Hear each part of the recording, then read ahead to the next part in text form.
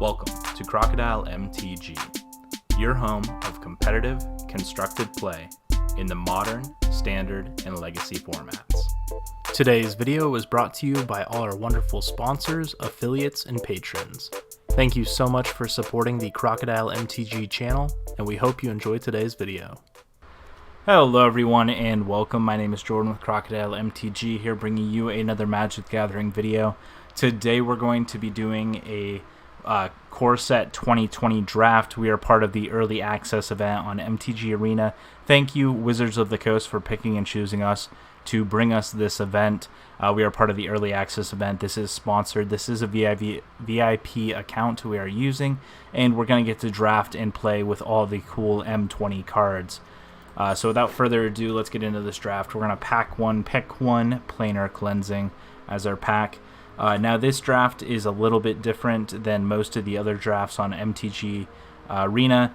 A lot of the other sets draft differently. A lot of them go to 2-color pairs. Sometimes you can draft a 3-color pair if you want. This set is actually designed to typically draft 3 colors as opposed to 2. So we kind of have the 5 different color types. We have Jeskai, Flyers, Teamer, Elemental, Abzan tokens, Mardu, which has kind of an aggro / enchantment / sacrifice theme, and you also have Sultai, enter the battlefield / control. Give me 1 second here. We are also live on Twitch today, so we are recording and we're also live on Twitch. So I'll be interacting with the chat throughout this video in addition to everything else. So without further ado, I think probably Pacifism might be the best pick in this pack.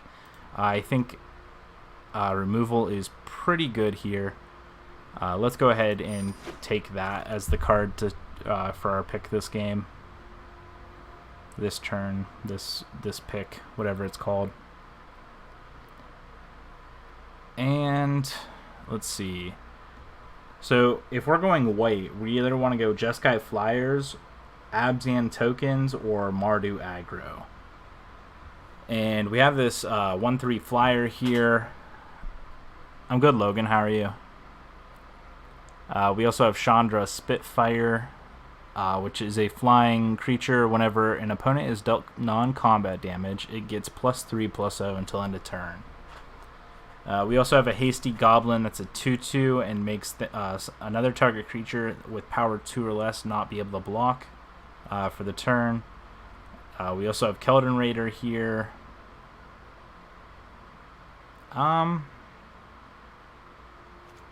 We also have Frostlinks. Now Frostlinks is a pretty good card. Whenever it enters the battlefield, tap in a creature an opponent controls. That creature doesn't untap during its controller's next untap step. So it kind of taps down a creature for the turn. So we're going to go ahead and take that.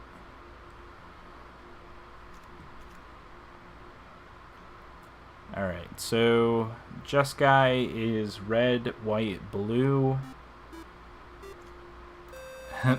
Hi Dan, hi Logan. Logan, thank you for the host. We are currently in an M20 draft. The draft is sponsored by Wizards of the Coast. This is part of the early access event. So the kind of 4 to 5 main color pairs. So M20, you actually want to be drafting 3 colors as opposed to 2 like a typical draft. With M20 also, the 5 color pairs are Jeskai Flyers, Teamer Elemental, Abzan tokens. Mardu has kind of this aggro / enchantment / sacrifice theme. It's kind of like it's there, but it just wants to be like really big and really aggressive. And then Sultai kind of has like this weird like enter the battlefield / control synergy, and I think that's a little different and a little weird as well. So Jeskai Flyers is probably the most powerful one, but I don't really I'm not seeing a lot of cards for it. We took Planar Cleansing pack 1 pick 1, and we took Pacifism pack 2 pick 2, or pack 1 pick 2. And then we grabbed this Frostlink. So right now we're kind of going into this like controlling theme, and I'm not really sure I'm not really sure the best build at this point, because if we go Jeskai Walker or Jeskai Flyers or something like that by like taking like Sprite or something like that, I just don't feel like it's gonna be. I don't think it's gonna be very strong. We can destroy target tap creature. We can kind of just go into this like 3-color control deck. I just don't know what's the best at this point. Destroy target creature or planeswalker that's white or green. You gain 1 life. We also have to watch out for cards like that as well. I think we're going to take the Aerial Assault and then hopefully pick up some better... You would do the Sprite. Alright, this is actually a really good flyer. So if we're going to start going into this Jeskai Flyers theme, I might as well take that. The reason I took the Aerial Assault is because it's destroys anything that's tapped, and then you get to gain 1 life for each creature you control with flying. So if we go into this flying deck, it might actually prove to be a little more powerful. And I feel like removal's a little light in this set. So if we're able to pick up quite a bit of removal, I feel like it'll be good. I don't know how powerful Negate's going to be in this set. Here's another one of those destroy target tap creatures. I feel like our red cards have been pretty lackluster. This guy can gain first strike. I think it's just going to be the destroy card again. There's a Goblin Ringleader, which is a decent card, but I think Fairy Miscreant or Reckless Airstrike deals 3 target... No, it's just creatures with flying. There's Dragonfire. You take Miscreant? Yeah, I think as long as we're able to pick up a few Miscreants, I think we'd be pretty good. Now, the weird thing is we can kind of splash. 1/1 Flyers are good for 1, yeah, in draft. I guess the kind of question is like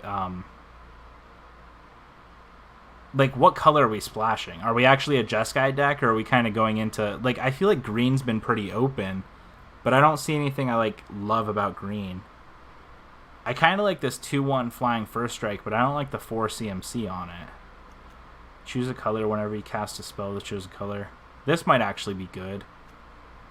Diamond Knight.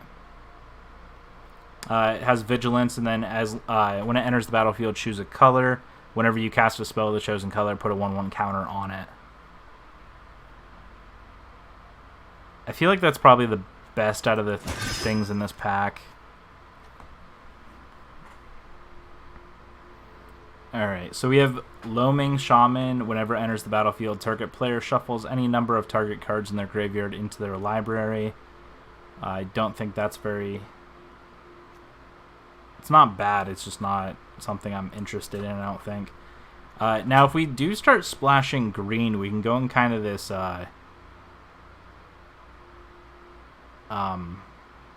what's the pairing combo? White, blue, green.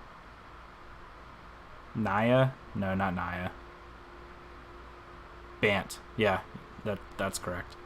It was on the tip of my tongue, I just couldn't think of it. I'm like, I know it's not Naya, but it's something similar. Wolfkin Bond. I don't know. That's not a bad card, but it is a 5-drop. Look at the top 4 cards of your library. You may reveal a creature card from among them, put it into your hand, put the rest on the bottom of your library in any random order. Alright, and then we have Loaming Shaman. We also have Serpent here, who's a 4/6 and can't be blocked. I feel like that's not terrible for 6 mana. But again, it's kind of like, are we going into this... I feel like this is a good card too, though. Because I feel like our flyers aren't super powerful. And this can just give one of them so it can't be blocked. Maybe we start going into the Jeskai route and hope our packs 2 and 3 kind of pay off. Oh, does it say sample goal there? Let me see if I can edit it real quick. You guys are going to lose sound for a second. Subs, follower goal.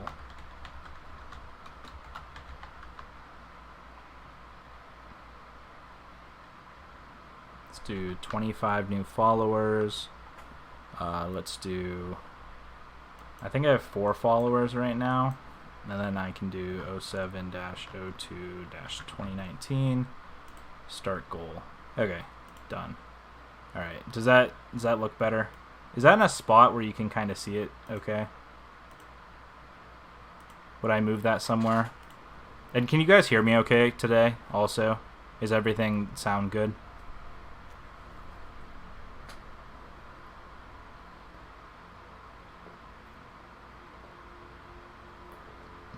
Okay. I'm glad. You can't hear the fan in the background?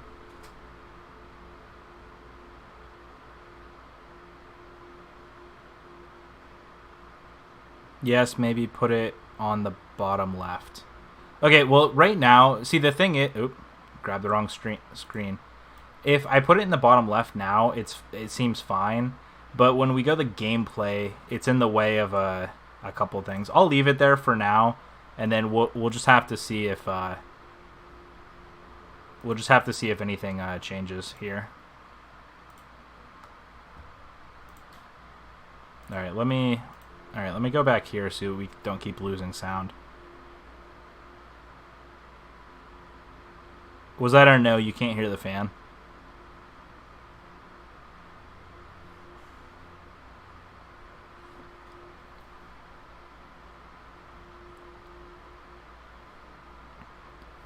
Okay, so I think I'm going to take the Goblin Smuggler here. So this guy's pretty good. Yeah, it's not too loud. Okay.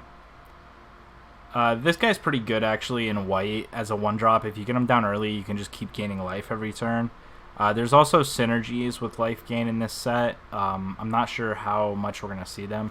This Diamond Knight, again, is not bad, but I feel like in 3 colors, it's a little hard to play. Again, these green cards seem pretty open. I think I'm just going to take the Soul Mender, though, and see kind of next pack where we start ending up. I think here the pick is probably Buffle. It's weird because I feel like this just blue-white control deck kind of splashing red. Alright, Sprite Wield, so I think we just take Sprite here. See, but the other thing in green is, like, green has a lot of reach creatures, so maybe I just want to be blue, white, green.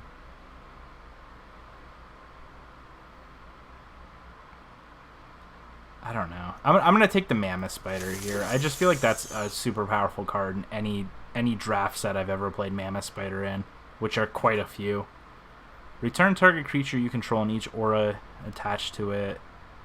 Target creature gains flying until end of turn. I feel like that's actually really good. I'm going to take that as the enchantment. And then I'll take Healer of the Glade and the Forest. We'll just throw on the sideboard. Okay, Dungeon Geist. So when Dungeon Geist enters the battlefield, tap target creature an opponent controls. That creature doesn't untap for as long as you control Dungeon Geist. So it's kind of like the Titan, the Blue Titan. It's just the static effect. So I think we're going to take that here.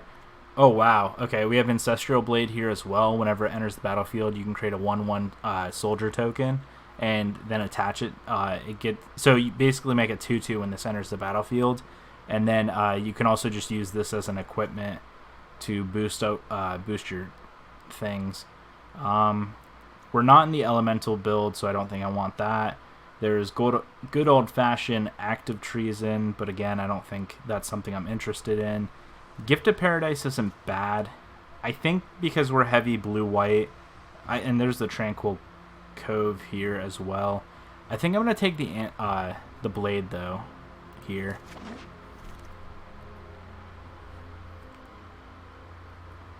If we are doing the blue, white, green, this card's actually pretty good. I guess the question is how many elementals are we going to get? Risen Reef is in 3-mana 1/1 elemental, and so it doesn't look good as far as power goes, but whenever it enters the battlefield or another elemental enters the battlefield, you look at the top card of your library. If it's a land, you put it onto the battlefield tapped, and if you don't, you draw the card. So no matter what, you're getting card advantage out of this card every time an elemental enters the battlefield.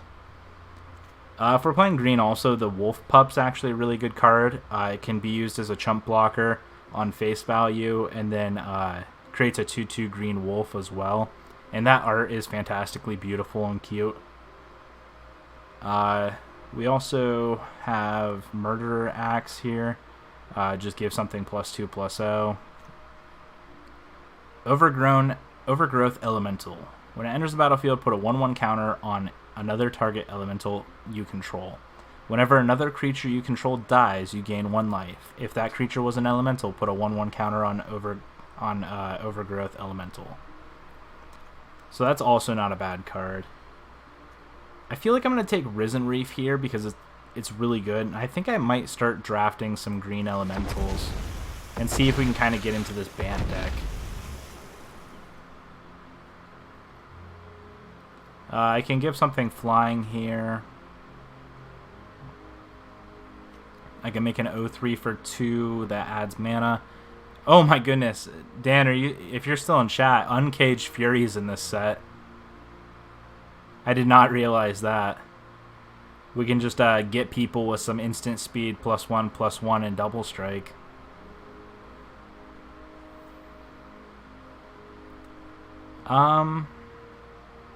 So Angelic Gift's also good. It gives something flying.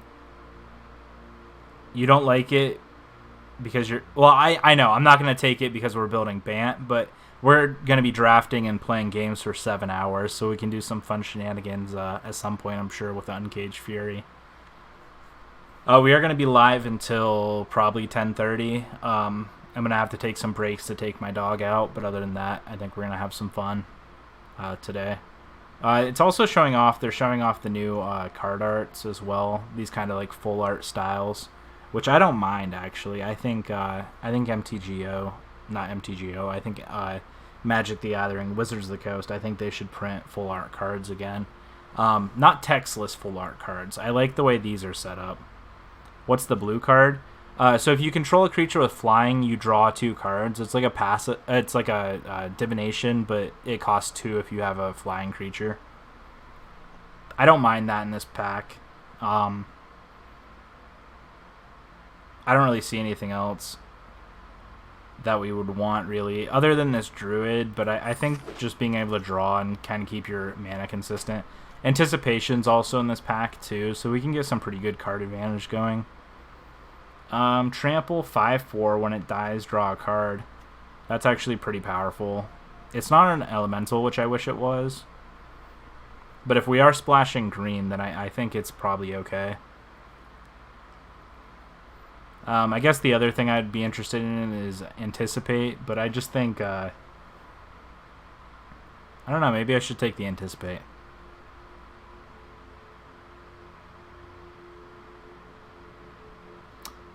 I'm going to take the Shaman here, just because we're trying to play these green cards, and I feel like the green splash is where our power is going to be. How's the doggo? My dog's good. Yeah, Junior's good. He's laying behind me right now.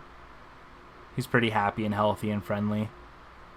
So this is a hilariously funny card to me. So it's Pattern Matcher.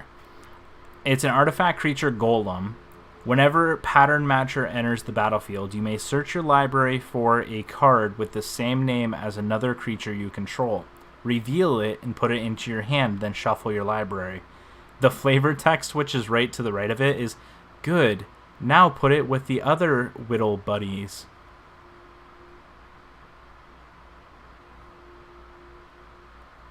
Sorry for the silence. I'm trying to get feedback from chat.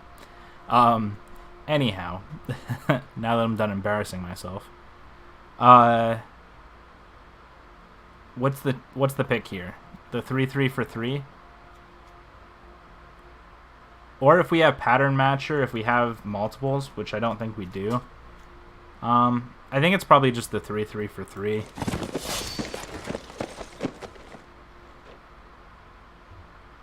Yeah, I don't like the 1/3. Like, it's not terrible, but I feel like green just has such a... Like, a lot of the green stuff has just 3 toughness, and it doesn't do anything. And, like, if we get paired against someone with a lot of the reach threats and things like that, I just think I'd rather have, like...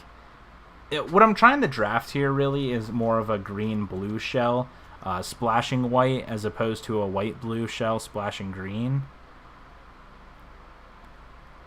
I think sleep paralysis is the best card in this pack.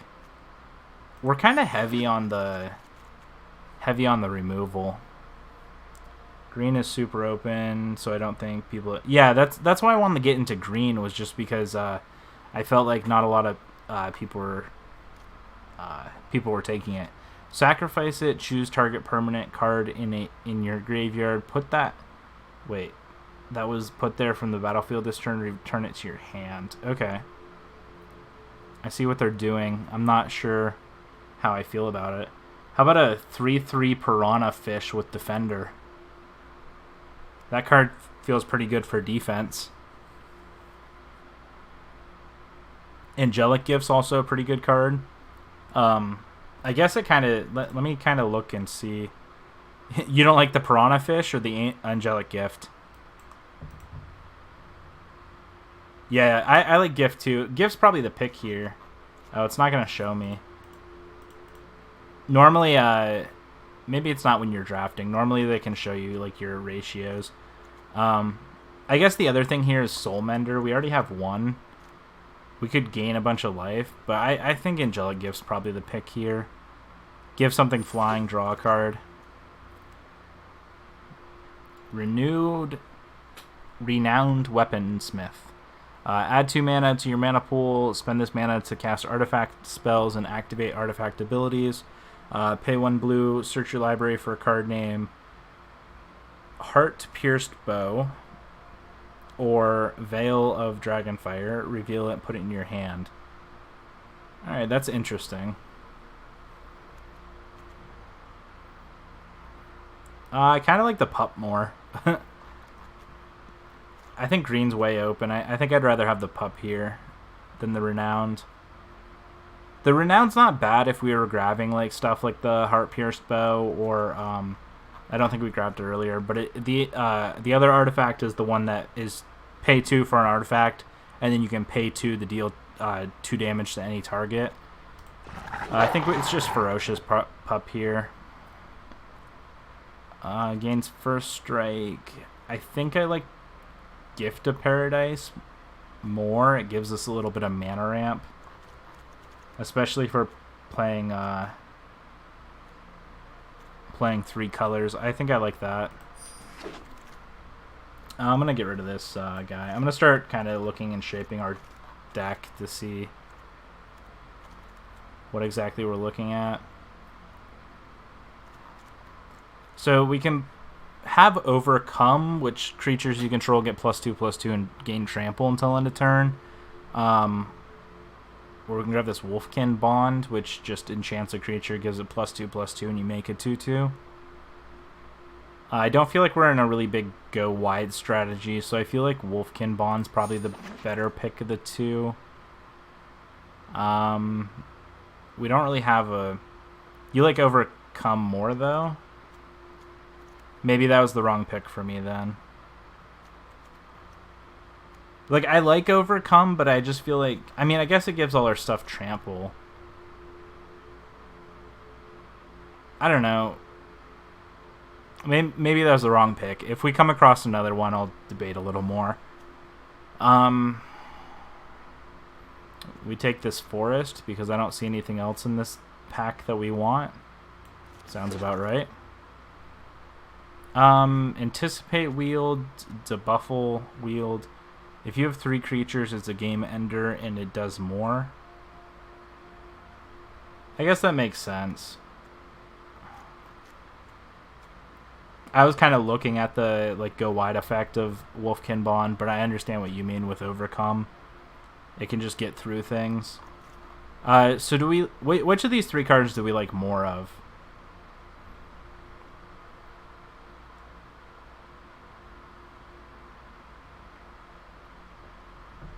Sprite? Alright, we are kind of weak on creatures. I'll take Sprite over that. Do we want to play... These are best of 1, I think, so I don't think we want to play Nature's End. I guess it's the... Buffle, or whatever, however you say that. We'll take this enchantment just because we have to. Oh, thank goodness we're in green. This is a little weird because it's protection from blue, but this is one of the best green cards. Like, this is equivalent to the new Ferocidon. What's the card I'm thinking of? The 6 mana 7/6 can't be countered hexproof. Is it? It's not Rampaging Ferocidon, is it? Carnage Tyrant. I don't know why. Like, this is equivalent to Carnage Tyrant for me. Like, this creature can't be countered, protection from blue. It's a 5/4, and it also gains your choice of reach, trample, haste until end of turn. So you can use this multiple times also if you have more than 5 mana. So it can come down, just be a hasty 5/4. Has protection from blue, so it can't be blocked by any of the big blue things in this set. And then can also have like reach or trample and things just to get through more damage. We also have Hensing Ace in this pack. I think the pick is just probably Ceratops here. I'm going to go ahead and take Ceratops. Alright, so we have quite a few choices in this pack. We have a flying 3/4 for 5 mana. We have Thorn Falls. Angel of Vitality. Angel of Vitality. Flying, if you would gain life, gain that much life +1. If you have 25 more life, then it gets +2/+2. I'm not sure if I like that one. I think the Boreal Elemental is a little better here. I could also see taking the land to try and mana fix a little better so we don't get mana flooded or mana screwed too much. We also have the Air Elemental, which is a 4/4 for 5. The thing I like about this one, though, is it protects itself. Spells your opponent's cast that target it cost 2 more. You like the Air Elemental? Is it just because it's a 4/4 for 5 as opposed to a 3/4 for 5? The other thing with the Boreal Elemental is it's only 1 blue as opposed to 2.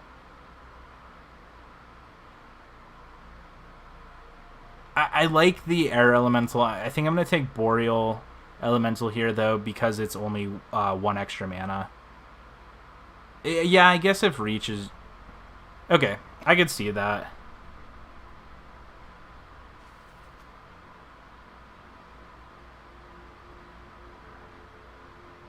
I don't know. Spells your opponent's... I just feel like Protection's a little bit better. I think I'm going to take this one for that decision. I like Air Elemental, and if we see another, I'd like to get that. I think Frostlynx is the pick in this pack. Alright, whenever 1 or more token enters the battlefield under your control, put that many 1/1 counters on Woodland Champion. So we're not a token generator. You said this set is removal light. I thought it was, but I'm starting to think it's not as removal light as I thought, as I'm thinking it is. Because, look, the Devouring Cree, they have all the exile effects or destroy effects or can't be countered, deal this much damage effects in this set. So they have the whole set of that. Plus they have, Frostlings and things. I guess what I should say is I think this set is removal light in the form of... in the sense of, actual spells being cast. So I guess that makes more sense. Maybe I should have taken the Air Elemental instead. I'm going to take the Frostlynx here. Unsummon's very good here. We also have Pulse and Marasa. Is that the pick here?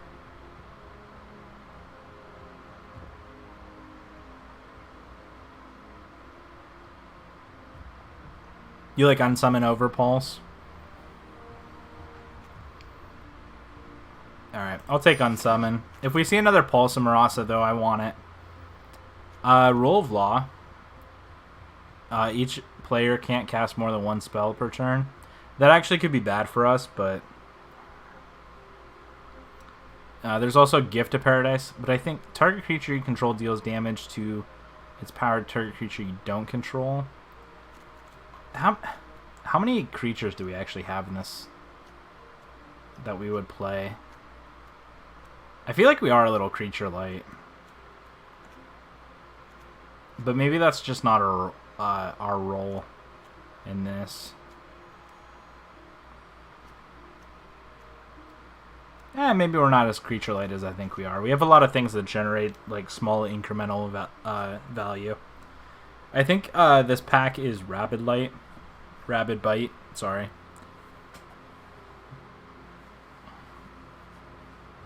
I could also see you take Anticipate. I was about to say I think maybe Anticipate as well. We do kind of have quite a few removal spells already in our. Yeah, I'll take Anticipate here. It'll help us filter through. We have a 1/3 lifelinker we can throw some enchantments on. We have that Rabid Bite also again in this pack. We have Sledge Scorpion, which is a 1/1 Death Toucher, and we have Raise the Alarm. We also have another Boreal Elemental here. Yeah, you think just Elemental?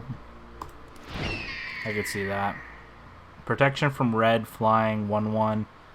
Sacrifice Drake, counter target spell that targets you. Alright, that's not bad. I could also see this 2/4 where we can pay 6 and find a creature and put it into our hand.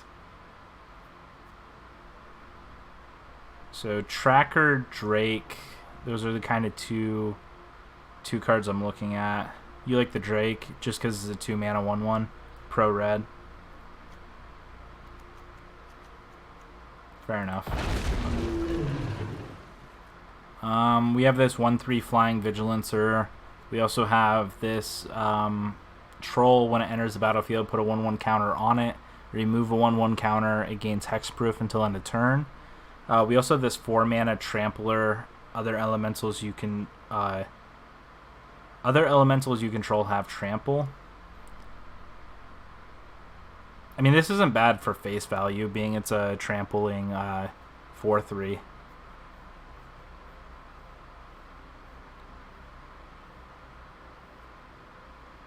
I think the only elementals we have currently, though, are Risen Reef. Yeah, I don't see any other elementals. We have quite a few spirits. Oh no, our Boreal Elementals are also elementals. So these become 3/4 flying.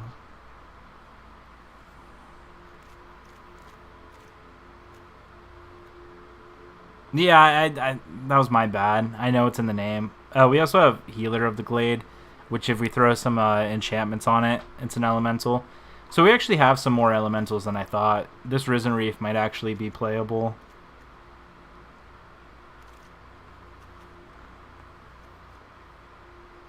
I don't know. I think Thicket Crasher is probably good enough to just take. It's a 4/3 for 3 with Trample by itself. It's a 4/3 for 4, not 3. We have this 5-mana 4/4. I guess this is the only other card I'm thinking of, but being double green is like a little rough. I think I'm just going to take the Crasher. This is a 6-mana 7/7 Elemental Horror. I kind of like that if we're going for the late game. The weird thing is, I don't even know if we're playing white at this point. Like, our white spells are very... I guess we have some removal spells in white. White feels like a very splash card other than this Planar Cleansing. You like the 1-mana dude as well. This one? The Healer of the Glade? Or do you like the... I like the 6-drop 7/7 because I just feel like it's an elemental. It synergizes with some of our other stuff. Like, I see what you mean, though, for, like, early game. Because we do seem to be missing some early game stuff.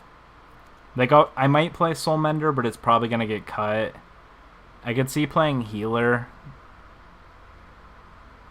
Yeah, it's also an elemental, but... Fair enough. I just feel like we don't have like a huge bomb late game. Like we have some stuff that I guess we have some pretty good. Fair enough. All right, I'll take this guy. Here's another one. Should have taken the other one so we could take that one this pack. That's alright though. You like Fairy Rogue here again? As a flying 2/1.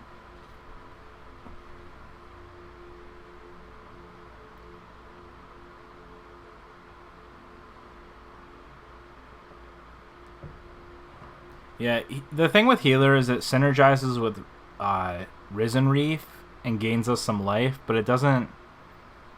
I don't know. How many... We only have one Metropolis at the moment. Oh, we also can take this, Inspiring Captain. Whenever it enters the battlefield, creatures you control get +1/+1. Because we're probably going to be splashing a little bit of white to kind of optimize our deck.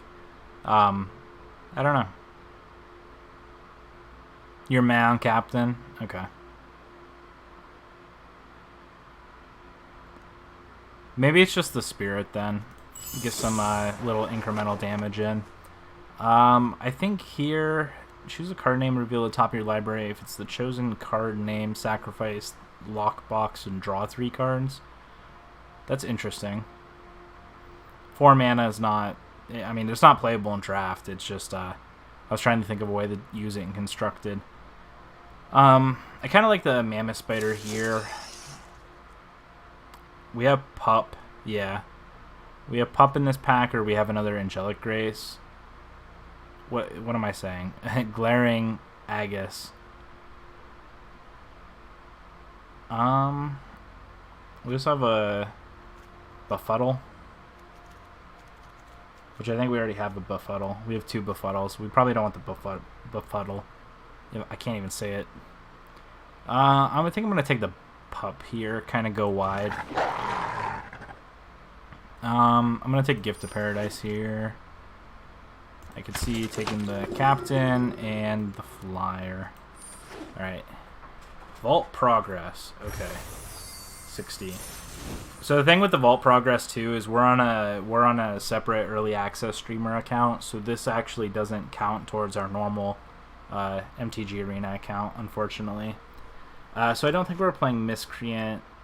I'm gonna take Soulmender out because I don't think we're gonna end up playing it. Angelic Gift's not bad, but I'm gonna take it out for the moment. Captain I'm going to take out as well, just because I'm not sure about it yet. Drake's probably fine. That's fine. I'm going to cut down to one of these. I don't think we need 2 in our deck. That's a removal spell. That's probably fine. I'm going to cut one of these. Frostlinks is good. This is also good. This is good. Centaur's good value. Gift of Paradise is probably good. I'm not sure about how many pups we want at the moment. I can see playing 1, but I'm gonna cut it for now and just see. Just going through what we end up keeping and what we end up throwing back. So Ape's probably fine. I don't know about the Wolfkin Bond. And again, I don't know about Planar Cleansing. Planar Cleansing's a good card, but it's like we're splashing white and we don't have a lot. I guess we have the Gifts of Paradise we can use.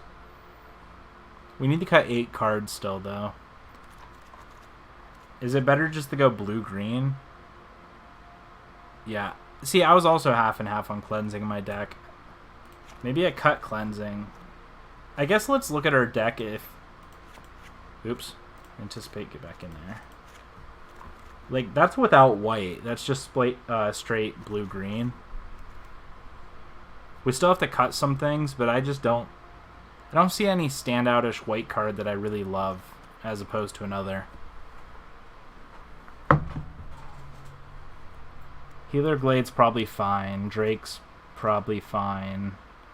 I think most of my things have flying already.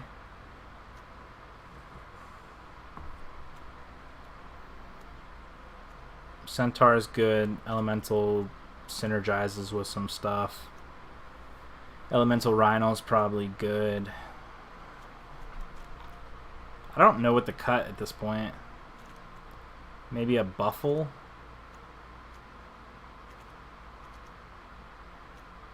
I just don't want to get blown out and killed early on, you know?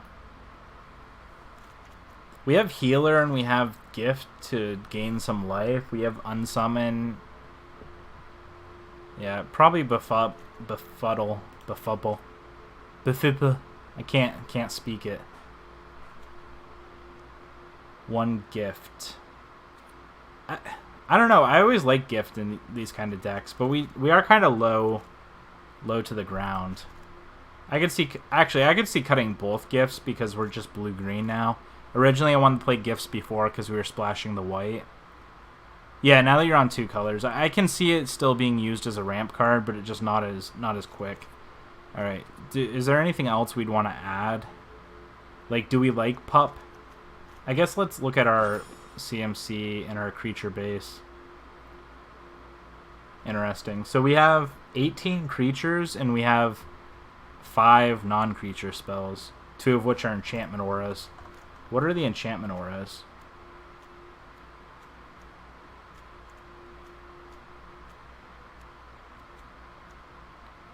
Gift is 1.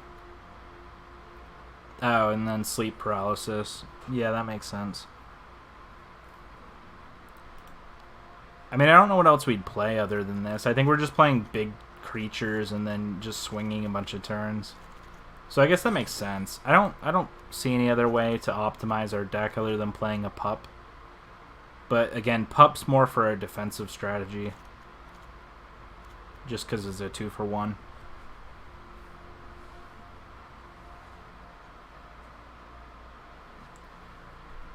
I guess the only thing I could think about cutting for a Pup would be a Drake. Because Drake is flying per a red, but it's just a 1-1.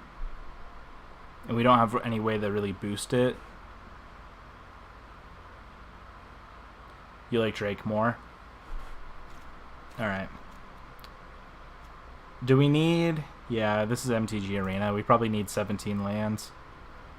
I was thinking about going down to 16, but... Alright, we'll run this through.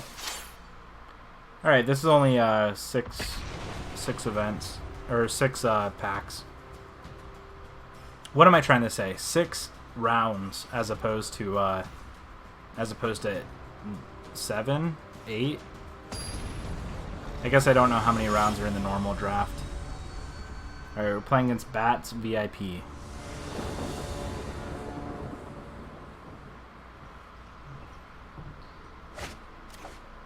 All right. I feel like this hand's pretty keepable. We have a nice curve. So if we draw one more land, we can actually turn 4 Boreal Elemental. Our opponent's on the play here. My dog's asleep here. Oh, here are the new pets. You were not there. So I purchased this. MTG Arena is bringing pets to the arena. So you get this, right now you just have the elemental. Oh, you can't pet your opponents. Do you hear it purring?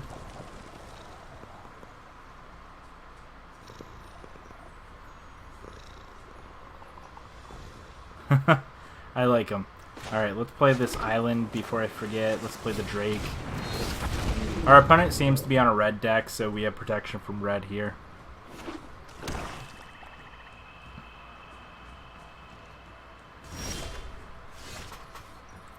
I'm going to start by attacking.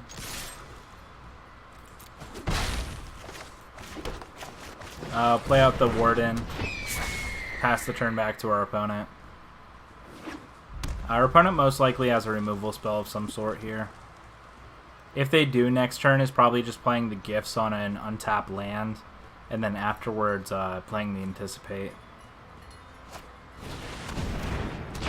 Alright, Servant enters, doesn't make a creature. So now our plan is just to play the Elemental here. Swing for 3. Servant's actually a pretty decent card if you can get multiples in your deck.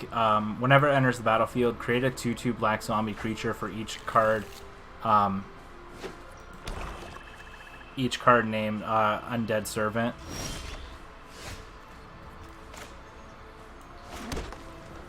Alright, I think I'm going to just start by attacking.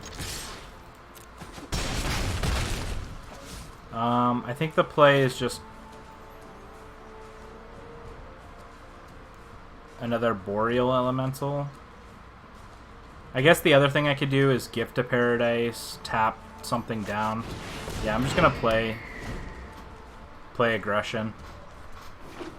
And then if they play a flyer this turn, I can just Frost Links it.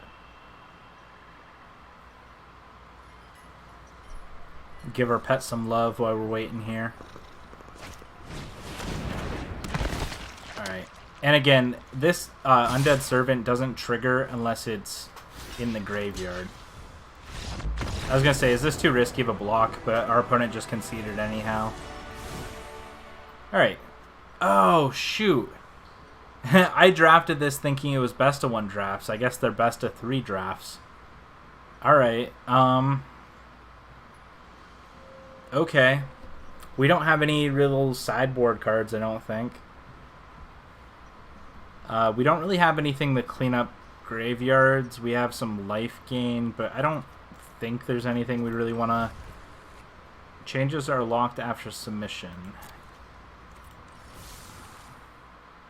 I'm good with this.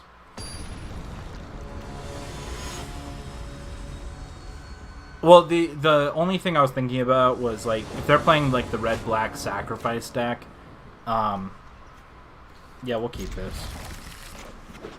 If they're playing red-black sacrifice, then I'd want to, like, have some graveyard hate, but I don't think we drafted anything to get rid of graveyard things. I guess play the islands to unsummon something.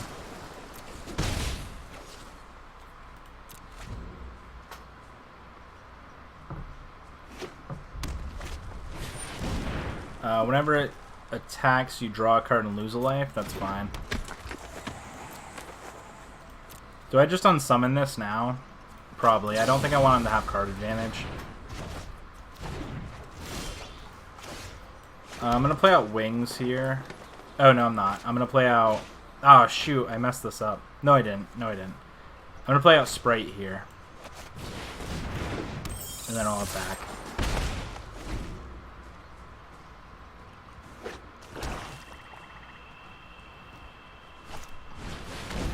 Alright, there's a Servant from our opponent.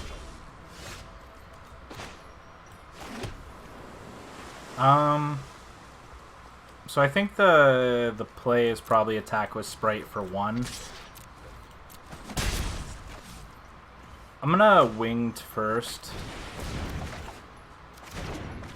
Then I'll play out Drake. And then next turn we can just jam this Silverback Shaman and hopefully have a pretty decent board. I'm not going to block here. We have life to work with, and we can just slowly have incremental value from all our little guys. As long as it's your turn, lifelink. Alright.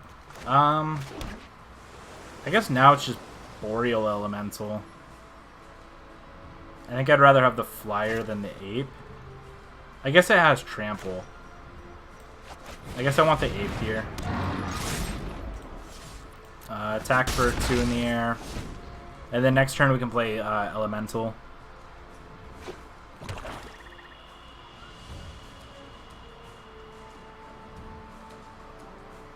Is my follower goal a little weird on the screen? Should we move that to the upper right again? Let me see if I can... Oop. Alright. Follower goal. Sorry for the volume being taken down. Is that better up here? Bottom right, maybe? Oh, okay. I can see it. Yeah, like right there.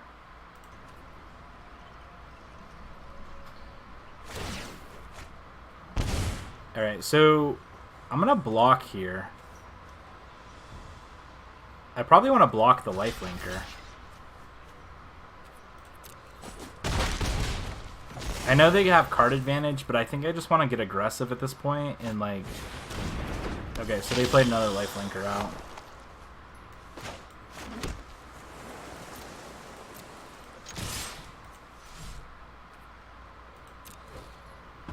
Alright, so if they double block the shaman here, which they're most likely going to, then I'm going to get to kill 2 of their things. Yeah, I'm going to get to kill 2 of their things. I'm going to give +1 to the sprite. I'm going to get to draw a card off the shaman. And then I can play out the Boreal Elemental.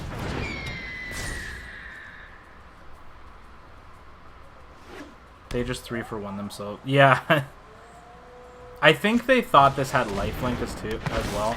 The thing with that, though, too, is the Undead Servant gets a token if one's in the graveyard.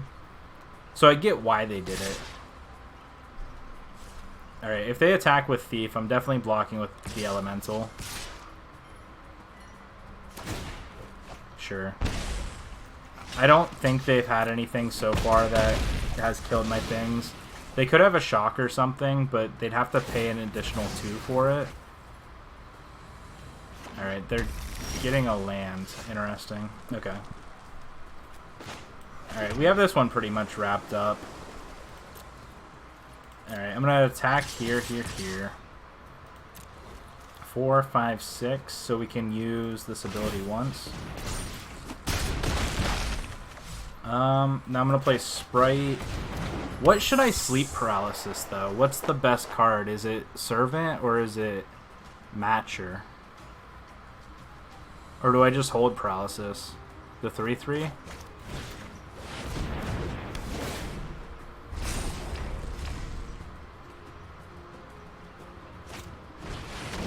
Flying. I should have held it. Create 2 treasure tokens. I think we still win if they don't have another flyer and they don't have a removal spell. But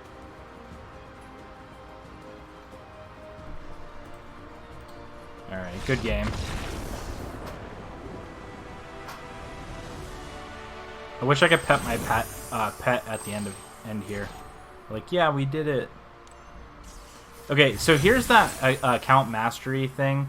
So I'm gonna claim all this. So we get the mastery orb for playing a green deck. This is a new feature of MTG Arena. It's kind of like a spider web of things where you get cards. So if you're a new player to MTG Arena, you can slowly accrue basic commons and uncommons and some minor rares to start building your collection, essentially. So it's actually pretty cool. So basically you earn these mastery orbs, and then you have the mastery tree, and then you can place the orb wherever you'd like in the spider web, and then you can earn the cards, and then you get to upgrade your basic decks. It basically gets you playing the decks that MTG Arena gives you in the beginning, and then you can just slowly develop your states. And I think the last one at the end is a cosmetic touch, and then in between you get the deck boxes. So this is like a Teamer deck box, and this is a Mardu, or Rakdos, Dimir. You have your Azorius, and then you have your Selesnya. We have some packs here to open too. I'm gonna probably open those a little later. We're gonna go ahead and play. Sorry, we're gonna go back to our core set. We're gonna continue our core set draft here.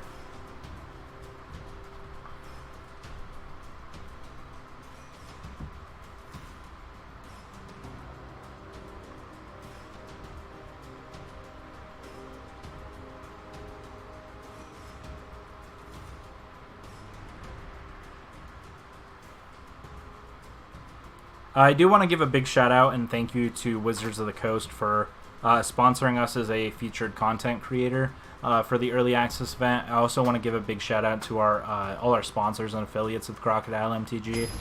We have Mana Traders, which is an awesome card rental service. I use them for all our MTGO videos. Also, you can rent cards for tabletop if you're playing in like a major tournament. This hand's almost good enough. I'm half tempted to keep. I'll tell you more about our sponsors after this match. I think it might be better than Mulligan, though. What does chat think?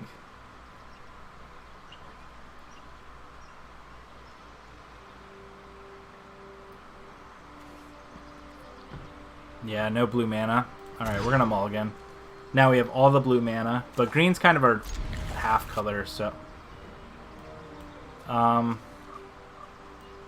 There's no card to drag. Return one card. Oh! I forgot M20 is London Mulligan. Oh my goodness. Okay, I was so confused. Alright, we're gonna get rid of one island.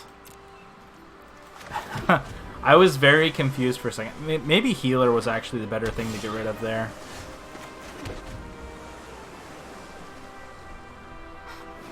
I was like, what is going on? And then I was like, oh, okay.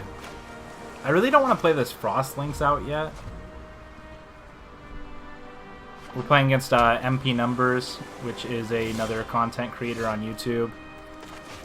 I think I'm just going to wait. I'd really like to draw green mana source. I really hope our opponent's doing the same exact thing we are.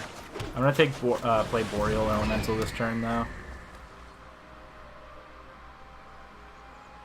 They probably have some sort of removal spell for it, or a bounce effect. Oh, you were right. I should have taken the 4 mana 4/4. However, I'm gonna Frost Links it now, and I'm gonna get to draw 2 cards. See, our deck's working out.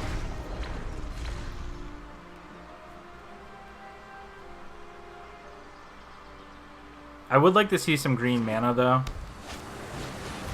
Oh, there's the Frost Links. Tapping down the Boreal Elemental. Wow, we're just playing the mirror match here. So, one thing I can do here also, which is kind of interesting, is I can Frost Links. I'm going to save it for next turn. I'm going to just play out these 2 cards here this turn. Next turn, though, if I'd like, I can bounce Frost Elemental to my hand, and then use it to... I can use it to tap down this Air Elemental again. The other thing I can do is just unsummon the Air Elemental, but Frost Links takes care of it for 2 attack steps as opposed to the 1. Oh, here's another Frost Links from our opponent. Man, oh man, they do not like my Boreal Elemental. Alright, they're playing blue-white.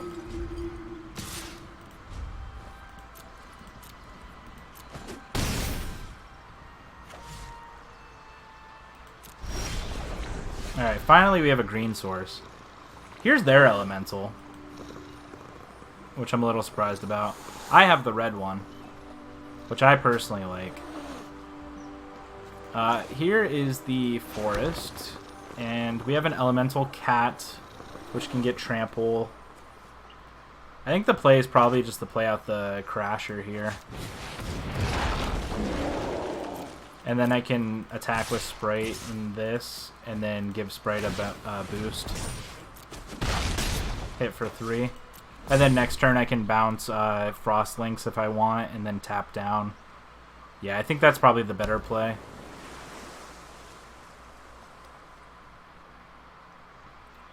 Does anyone else have thoughts on sequencing? Ah, that's sad.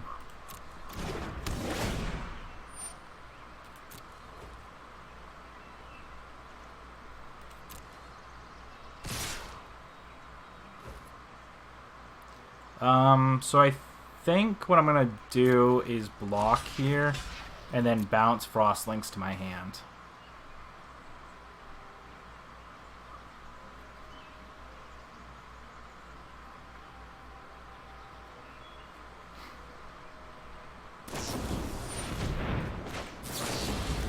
Alright, that actually worked out in our favor here. So, Befuddle's going to actually get countered, so they're not going to get to draw a card. Ooh, now we can just play Mammoth Spider if we want. I think I'm going to start with the Frost Links, and I think I'm going to play out the Healer Glade here. Oops. And then I'm going to boost our Sprite for 1 and attack with everything.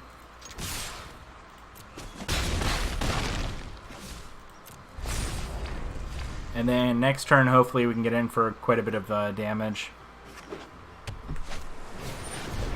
Enters the battlefield, creatures you control get +1/+1. Okay.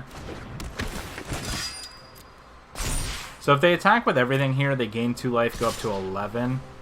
So I want to see something here. They have 1 blocker. They can block our links. So 1, 2, 5, 6, 7. In this turn, we're taking 8. So we'd be at 4. They'd be at 2. And then we'd have a mammoth spider.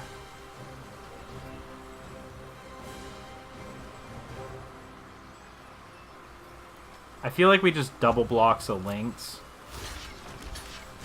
And then they can only kill 1 of our creatures.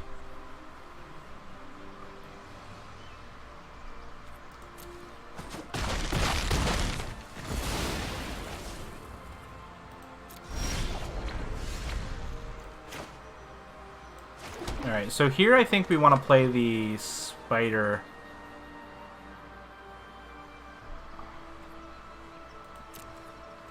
The question is, do I attack with everything? So we block here. Sorry, kitty.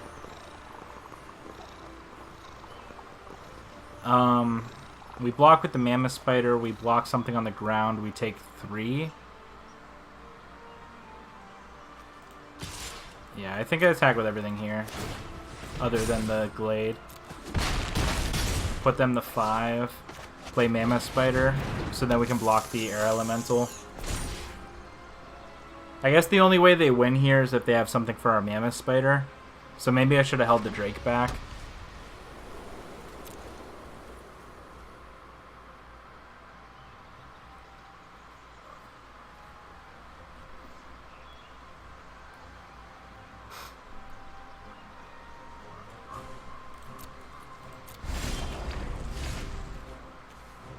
Alright, so now we play Shaman here, and then we just hold everything back for the moment. Is that the plan? Or do we get aggressive and swing with all the flyers? Alright, I'm just gonna... No attack. Okay. Yeah, I'm just gonna play the Shaman here, not attack. I'll hold this island in our hand to fake anything. And then next turn, I think we can just attack with everything and probably... Maybe not. 2 lands in a row. So, what do? They double block here. They block here, gain 1, go up to 6. They block here, block here. We only deal them 1, puts them back to 5. No, we deal them 4, puts them to 2. Alright, so we don't have good attacks this turn. I guess the only thing that I'm kind of interested in is maybe attacking with the Shaman. Because then we get the draw card and we eat 2 of their creatures.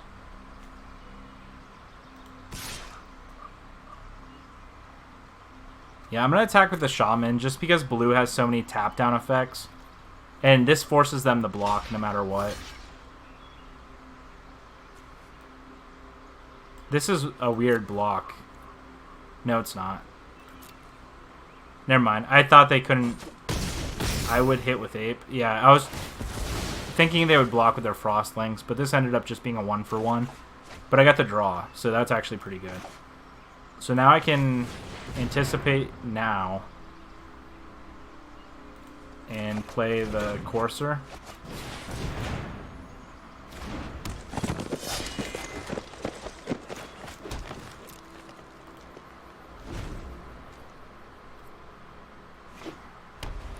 Alright, if our opponent didn't draw anything...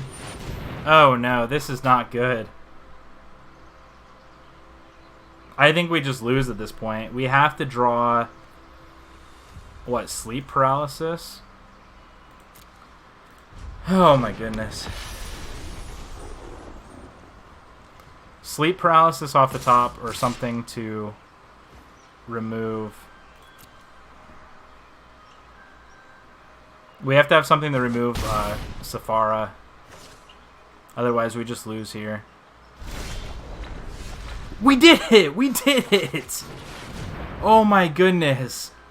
Geist is exactly what we needed. Oh my goodness. I'm sorry I got loud there for anyone listening with headphones. Yeah, Geist is exactly what we needed here. No lifelink for you. Goodbye, opponent. Oh my goodness. We just needed some sort of effect. That was perfect. I should have showed him the island in hand. Oh, that was funny. I tell you what, that Safara is scary. I am so glad we drew the exact card we needed. But, oh boy. I think we're just going to run it back. I don't really think we have a lot of... I guess Plummet, but it's too late. Next turn if we get it. I didn't think we had a Plummet in the side. That was my bad. I wasn't paying attention, though. Whew. That was exciting.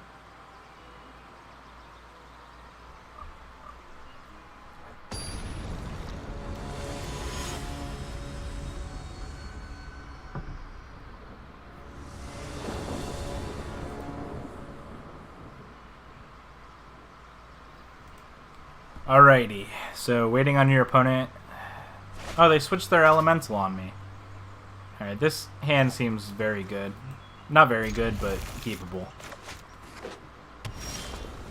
Hello, little guy. Alright, turn 1 Glade. Turn 2, I'm going to play Sprite, I think, over Drake. Flying 1/1. Yeah. Definitely Sprite now. Attack for 1.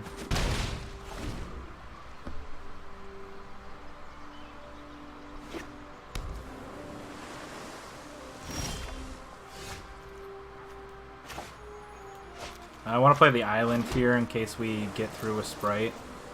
I think I'm going to attack with Bolt here. I don't think there's any flash threats that I'm aware of.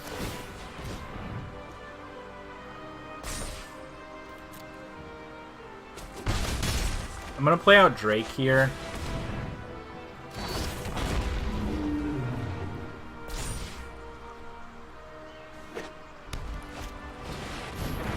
Alright, there's the Scry 2 Octopus.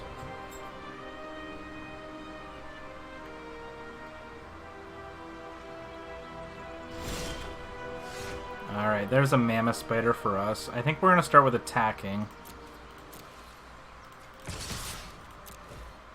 We'll see if our opponent blocks at all. Alright, they do decide the block, which is actually pretty decent for us. I think I'm just going to draw with Winged here, and then I'll play out a lands for turn. I might as well play this Forest.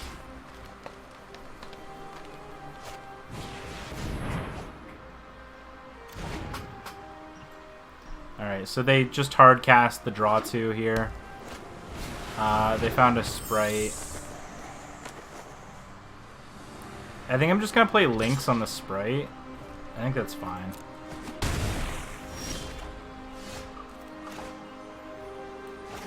Or maybe I just want to play out Spider this turn.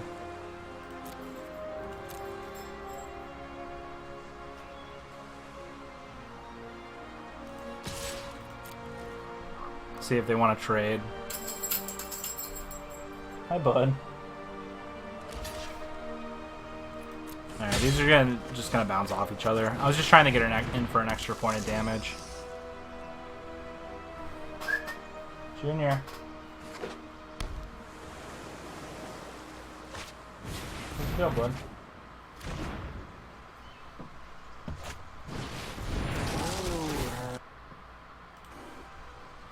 Alright, so they tap down our Spider here. I think that's fine, because I'm just going to play another Spider. And then they definitely have quite a bit to deal with.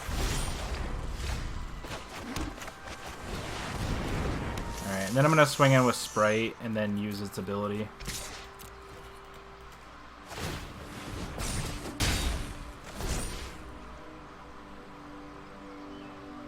Alright, so now they have to have multiple removal effects if they want to get rid of our spiders here.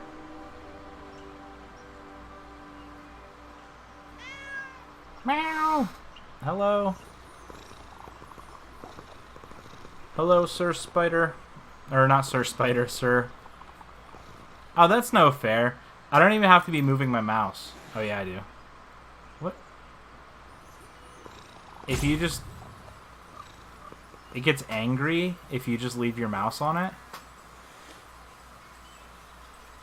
Meow. That's interesting. I'm definitely a big fan of these pets. Oh, I got hissed at by our opponent's pet.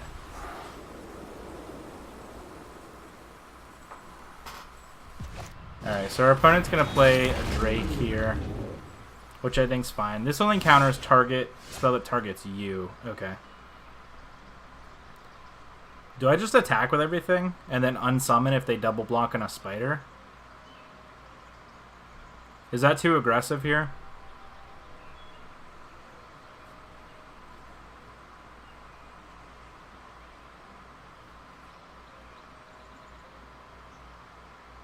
Leave one spider. Yeah, I mean, that's fair enough. Do I want to tap anything down before I attack?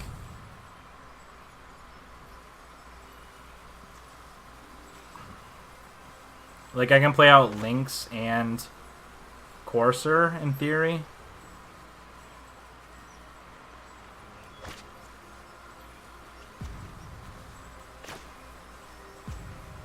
Nah, just attack. Alright, I'm just going to attack with a spider and a sprite.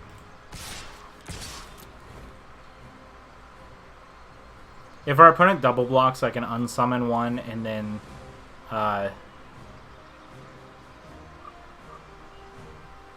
we'll see.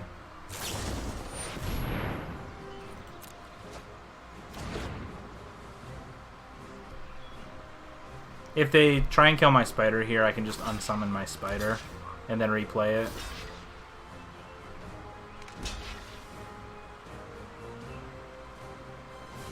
Alright, so I can only save one.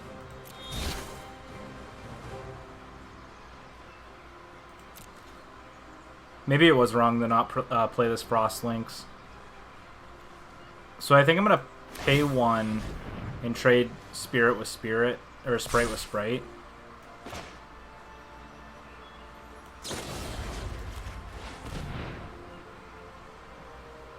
I should have unsummoned in response to them befuddling it. That was my bad. And then all Frost Lynx tapping down there.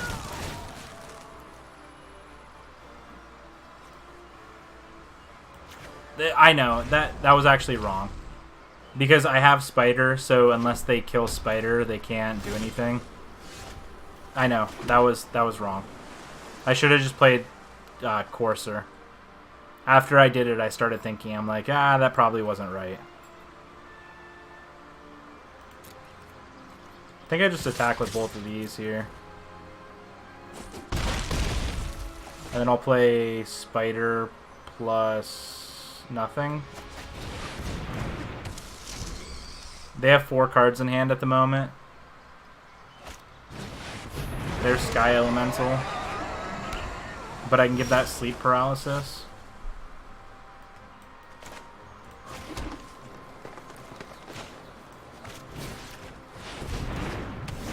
And now I just attack. I probably attack with both spiders here, right?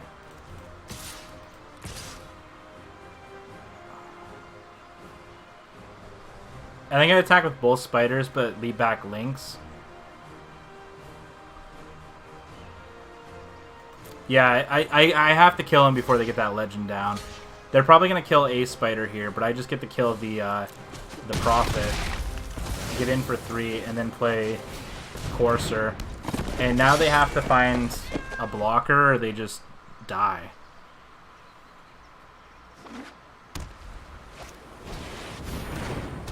Alright, there's a first striking 1-1. Did they just give up? Is that... I was going to say, are they just attacking because they give up? Elemental, elemental. This is almost good enough. I feel like I just attack with the 3-3 and see how they block.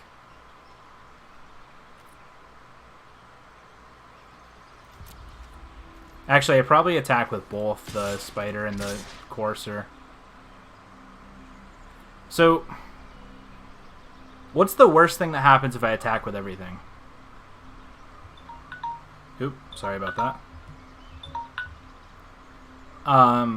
So what's the worst thing that happens if I attack with everything? They block... They have to block one of these each. So they probably block here, here, and then they just eat one of these with the first striker. I don't think everything attack is right.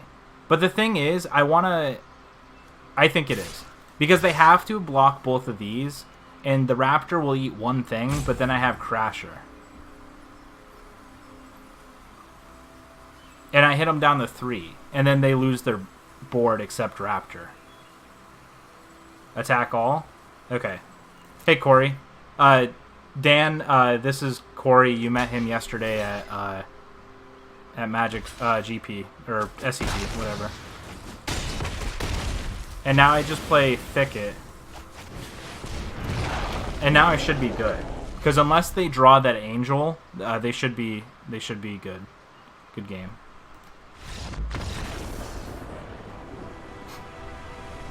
Alright.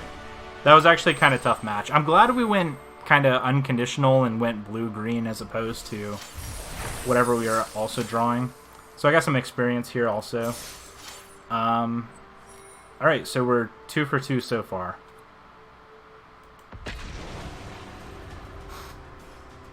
We'll probably do some sealed after this. I did a draft to start, but I figured do some sealed and then see what's up. Make sure if you're tuning in today, you hit that follow and subscribe if you'd like. Follow's free. Subscribe, I think you have to pay a fee or be part of Amazon.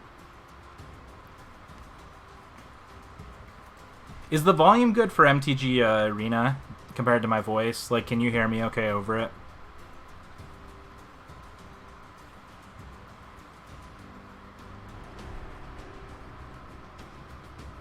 Okay. We're trying to get it worked out. What was it, Friday night? No, Saturday night. We were trying to figure out like what the correct volume was for everything. I have a fan in the background also, so I was trying to make sure that's not anything that's distracting anyone. I think I'm going to keep this hand. It's a little mana heavy, but I think Sprite and Geist are both good cards. If you weren't familiar with the changes to MTG Arena also, they added pets to it, so you can get these little avatar pets. To be honest, I prefer a low volume of the game. Prefer the lower the volume of the game.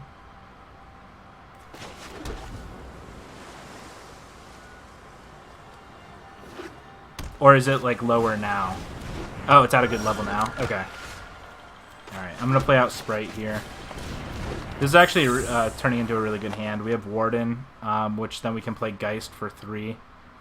And then we can also use Sprite's ability if we draw blue source. This Defender Piranha, it kills me every time I see it. I'm going to start with attacking.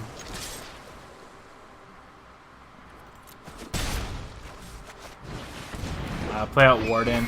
Oh, we're against Topples. So this is Jamie Topples, who is an MTG content creator also. She streams quite a bit, and she's also from Pittsburgh.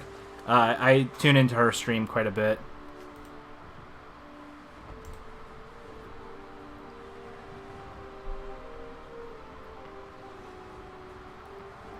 That's funny that we're playing against each other.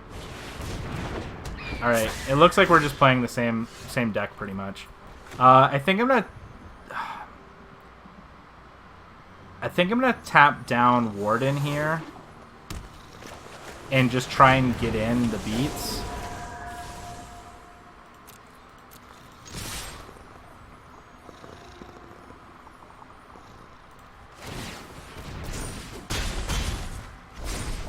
And then hopefully we can just kind of power our way through. Alright. Overgrown. So whenever another creature dies, gain a life. 1/3 flyer. Alright. I think I still just jam with everything here. They can block 1, but they're probably not going to block the Geist, so that means I'm going to get in for 2.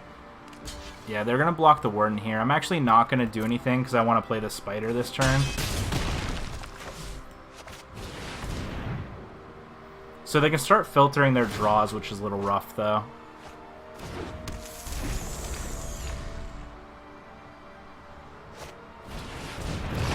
Alright, here's an Elemental Rhino. Molten Key. That's just untap target. Oh, target creature can be blocked this turn also. Alright, so now I just Frost Links this and get in for a ton of damage, right? Would you Frost Link Sailor here?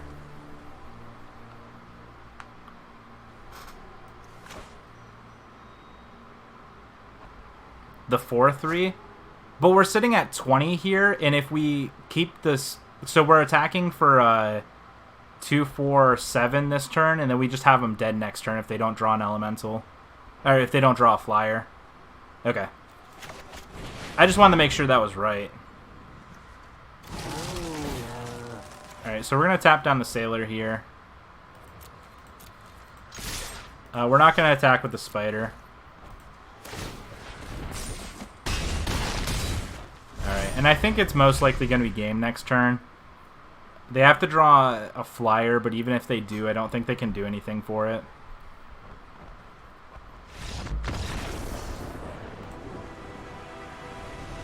Alright, going to the next one. I don't think this is a game for Plummet, because they're probably on the Elemental plan more than anything else. Ferocious Pup, probably not. Knight, probably not. I think we just run the same back. We have quite a few. We have 2 Links, and we have Sleep Paralysis and a Dungeon Geist. We're pretty good on the Flyer plan, but we also have some ridiculously powerful cards for the ground as well. I think we just run this back.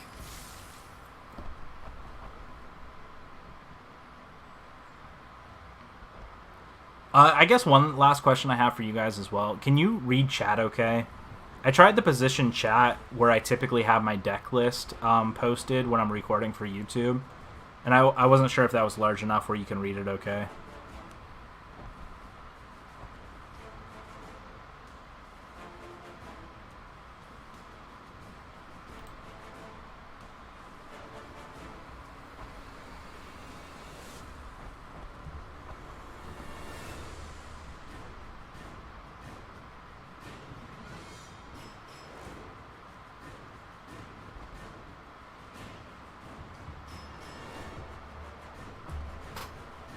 Jamie Topples, you're going down.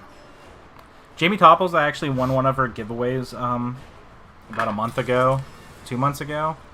I'm watching from...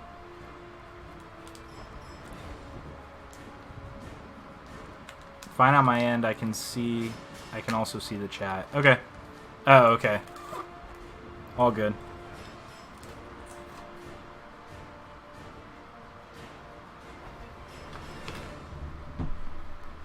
I won that. I guess I can't use PC together. That's weird. PC apostrophe S turns into like a swear word? That's weird. Why is her elemental so much bigger than mine? That's what she said, but that is... I want it. Alright, I think I'm going to keep this hand. It's a little slow, but I think we have some things that can slow the game down quite a bit. There's that dang key again.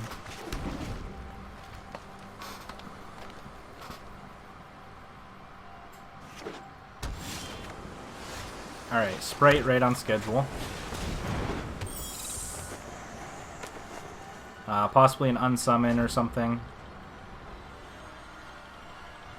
My dog disappeared again. That's never a good sign. Alright, there's Frostlings. Gonna tap down our Spirit, which I think is fine. I don't think I play out the Frostlings here. I think it's too soon. I think I just play a land past the turn.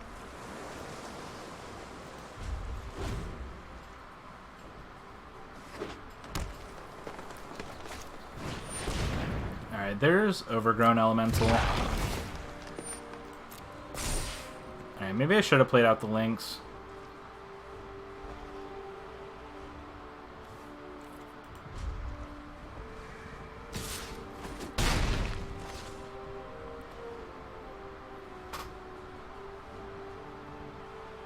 I think if I play out the Lynx next turn... yeah, I could see playing the Lynx this turn, plus... Do I just want to... Whenever another creature you control dies. Okay. Do I tap down the Frost Lynx, though, or the... No, the... Oh, shoot. I did that wrong. Frost Lynx here. I guess I'm playing the Glade now. I was going to use a blue to pay for that and just get an extra damage now.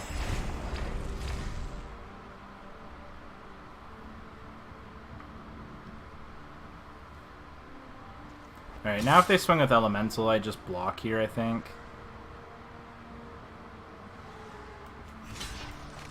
And attempt to trade. They probably have a boost effect for it, but yeah. I'd rather have them use it on this turn than save it. I think I'm just going to attack for 1 here and then play out Shaman.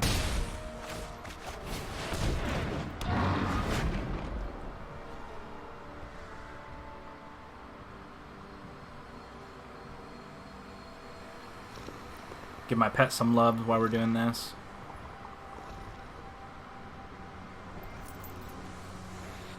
I'm gonna have to get some water after this match from my kitchen.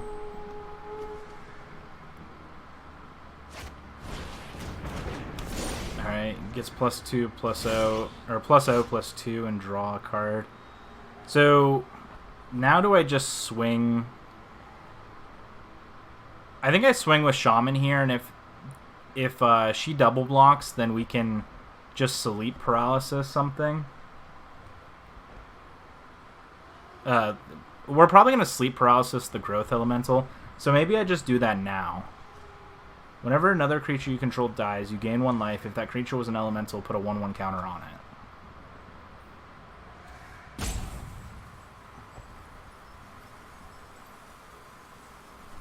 This is kind of a tough decision. I think I do swing with both. And then I think my follow-up play is to play the Sleep Paralysis and the Drake.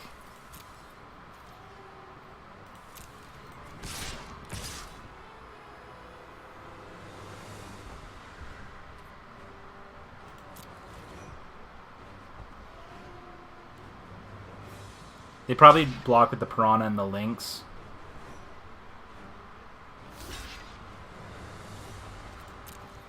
I'm fine with this if I'm getting a 2-for-1 out of the deal.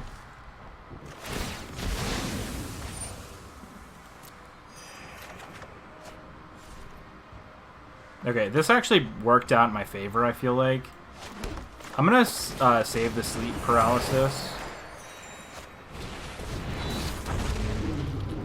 I should have actually pumped the Sprite there. Yeah, so I'm glad I saved that Sleep Paralysis. I'm assuming they swing with the Lynx. I guess not.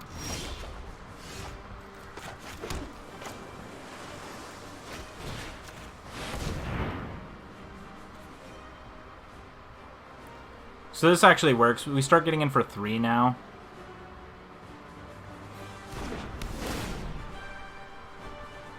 And we're sitting at 23 still, so we're not under a lot of pressure.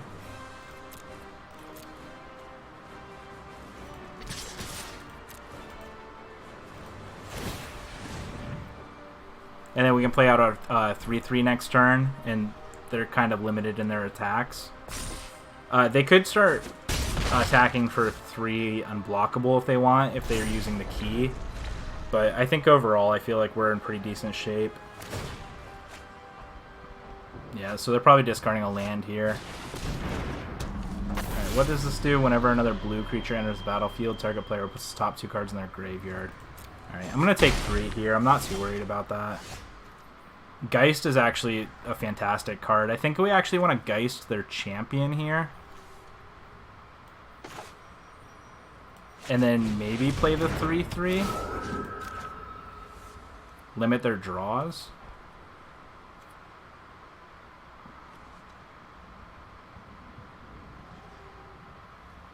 No, I think I just want to get aggressive.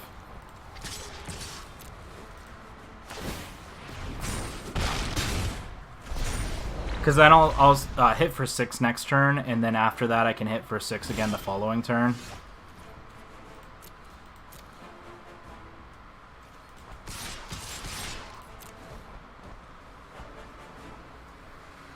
Hopefully they don't have like a mass removal spell or something.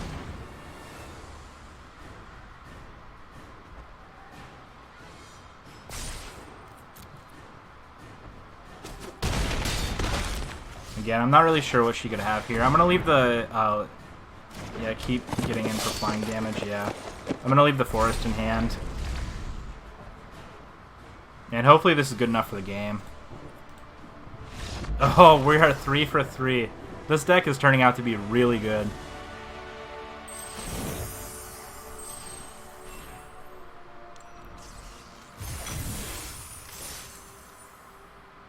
Alright, where do we want to put the, do we want the cosmetic? We can get a bunch of Johnny Pridemates. Corey, were you here when I was talking about the Mastery Tree?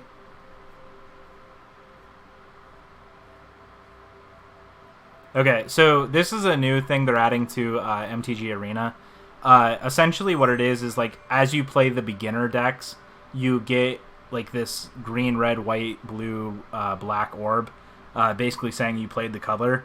After that, you get these mastery orbs for each level you accumulate, and then you can place the mastery orbs in these pockets, and then some of the pockets have like basic cards you get, like this one has a Johnny Pridemates.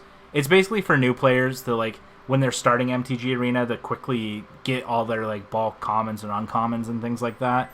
Then at the end you get this kind of like cosmetic card. And then you can get neat little like deck box type things in between once you master out this and master out this. There's also... back up real quick. There's also for more advanced players... let me see if I can find it. Core Set Mastery. So this is more of... Rare Cat Mastery past level 80. Okay. Basically, as you're accruing your quests and things like that from day to day, you're gonna get the you get experience essentially. You can buy it if you want, but like you can get it for completing. XP can be earned through completing quests and special events, and then you get certain bonuses for the amount of experience you get. So it's also a neat way for like seasoned players to be able to like get up their thing. There's also a mastery tree for this, and this one is completely cosmetic. So you get like different cosmetic cards in addition to like other bonuses. And then you just, like I said, you earn it through like quests and special events and things like that. Oh, okay. I thought I was already playing Core Set 2020. Alright, so two more to go. That's a neat little Hydra stained glass window in the background there. Is that is that on an actual card? I forgot to get water. Ugh.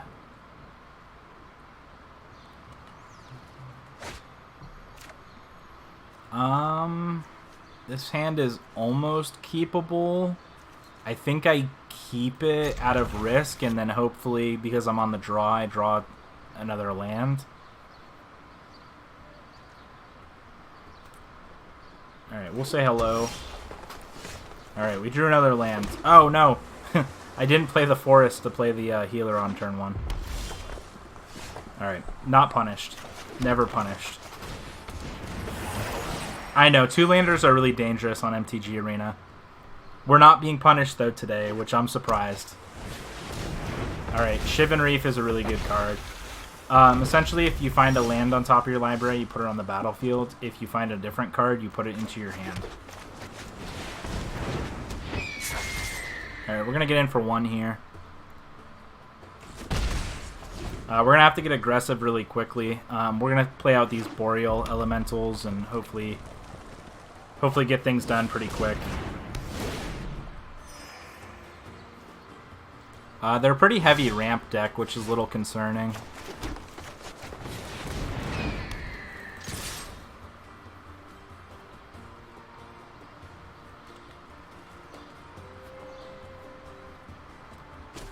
Playing 5-drops on turn 4 always feels pretty good.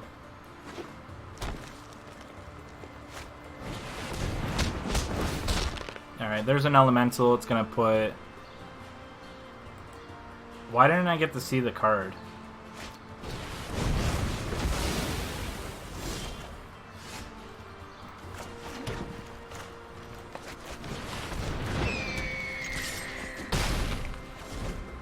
If it's a land card, you may put it on the battlefield. Okay, so I guess you don't have to reveal it. Oh, what the heck? They have the Chandra... So much to see. Chandra Planeswalker as well. Okay.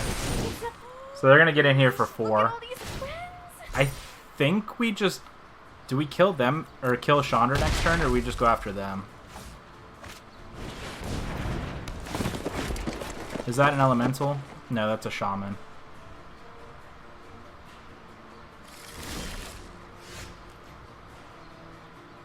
I think we just go after them and then threaten lethal next turn.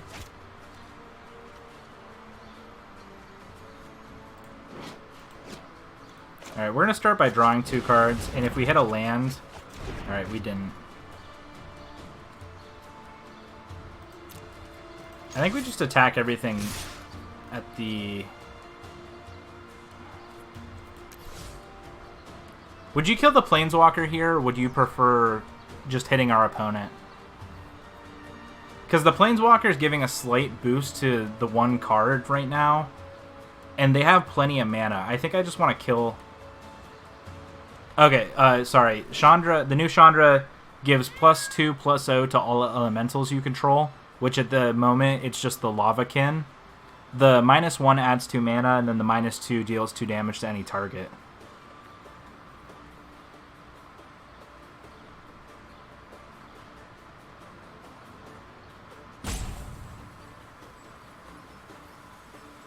No cards in hand, go Dome. Alright. That's what I was kind of thinking too. I'm going to attack everything at them and then play out the 3/3 Courser. Because at the moment, the only boost they're giving is to the Brawler. And if they just draw like a land or something, then we pretty much have them dead. Plus we have sleep paralysis, so if they just leave back one of their 1 blocker. Alright, they might have a removal spell here. Alright, yeah, it's a flyer. Flyer elemental. Whenever an opponent is dealt non-combat damage, it gets +3/+0 until end of turn.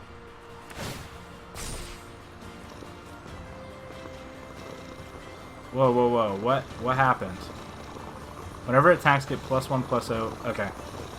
That makes sense. So they're going to swing in here for 6. I think that's fine.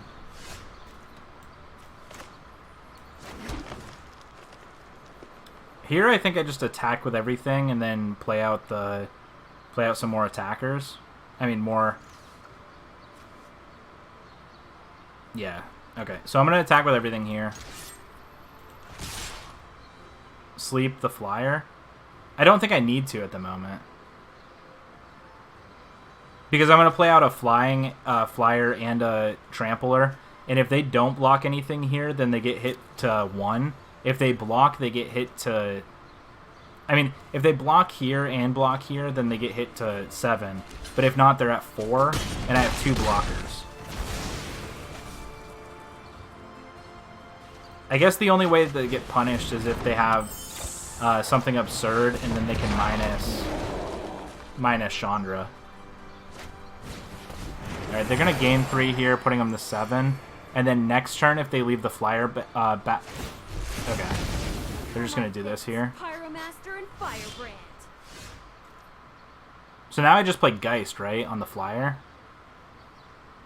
And force them to block the thicket.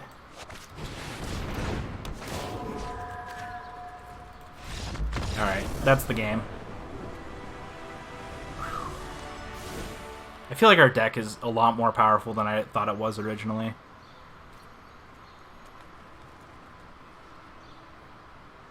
Alright, we have the Ferocious Pup, which I don't think needs to come in. We have Gift of Paradise, which I don't think needs to come in. Charge is okay, but again, it's kind of a waste of a card.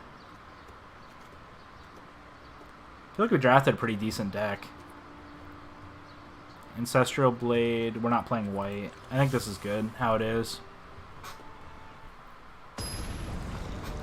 Playing against Hyper Guy, he's a content creator as well. Obviously, the early access event is all content creators. Yeah, this is a mulligan. If I had one more land, I'd keep it because we had wings, but I'm going to mulligan this. Oh, also, this is the London mulligan for this event. I guess the question is now, what do we put back? Is it just Boreal Elemental at the moment? You put back Sleep?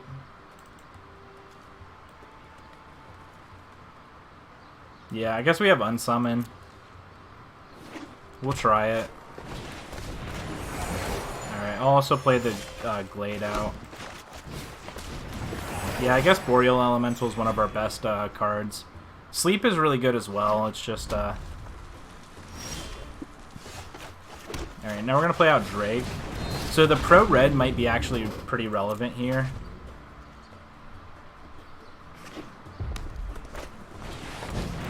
Yeah, it's going to be relevant. Alright, we're going to play Winged here. Alright, there's a Geist. I'll play out the blue source in case we want to unsummon something.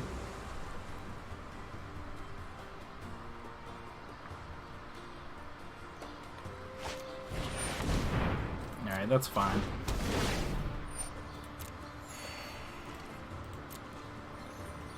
I'll see if our opponent attacks. See if they're testing me to see if I know what protection does. Alright, now I think I just play the Geist on the Spirit and then attack. Oops. I shouldn't have attacked with the healer, but... Ah, we got him for 2 damage. If they play the Chandra here... Okay, they're going to play another Gift.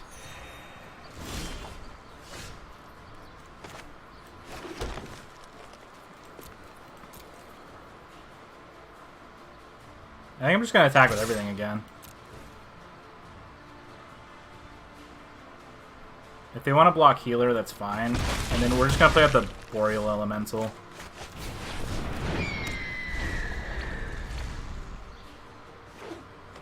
And then hopefully with Lynx and Unsummon, we can kind of get there.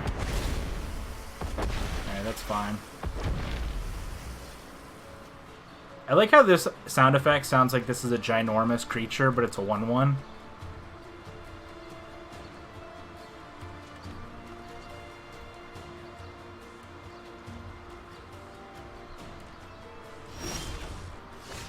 Alright, Giant Spider's good here.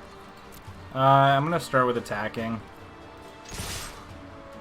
I think I'm just going to attack with the healer still, because if they're not blocking anything, I think it's just better to keep getting that 1 damage in. It is a reef. I mean, yeah, looking at it, it is huge. Like, there's some seagulls in the background to compare it to. But at the same time, it's just like... I don't know, it's a 1/1. Alright, I probably just play out the spider here.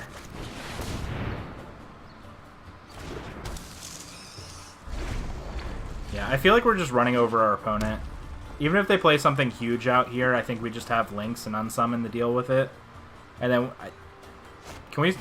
Yeah, we can't swing for lethal next turn, but when it enters the battlefield, make 2 elementals, and then trigger this 3 times. Alright, that's fine.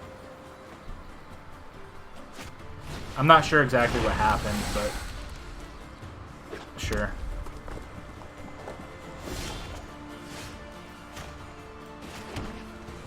Alright, I think they're just going to lose to these flyers now.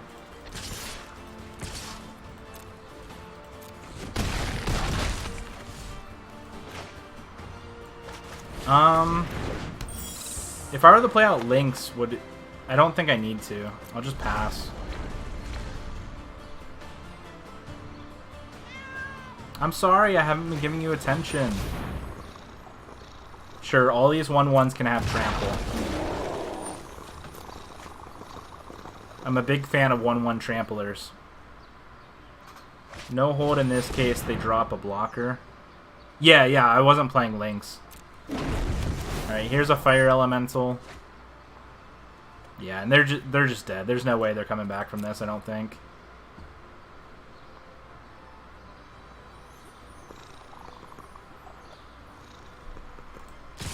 We are, like, we have not dropped a single game.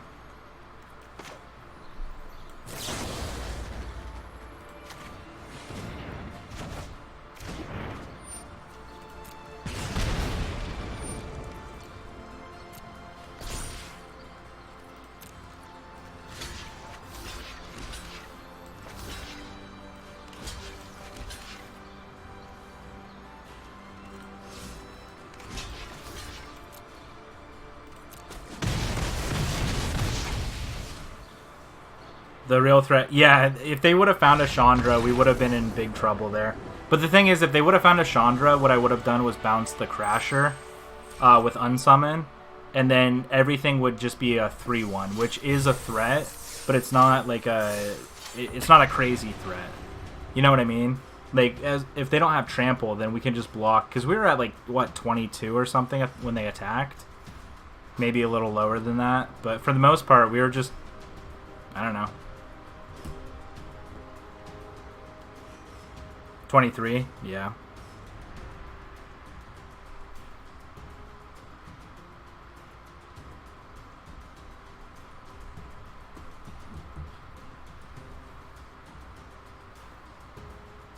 Ugh. Hopefully more people come in. Maybe we'll get another raid tonight. Corey, we got a raid, was it last night? 2 nights ago? We got a raid of 15 people, and then like 12 of them left within the first like 2 seconds, and then like 3 more left in like probably 5 minutes. And it was just me and Dan again. I was like, oh, okay, hi everybody. This hand's slow, but I think it's keepable. I think we have some pretty powerful cards. We have lands and spells. It's draft. We pretty much keep it. I don't know. People like... I don't know. People raid other people, and then it's just like... I don't know. I know sometimes when like other people raid some people, like if I don't like them, then I just I dip out as well. This hand is really slow, and we're about to get Steel Overseered. Hopefully they can't output a lot of damage quickly.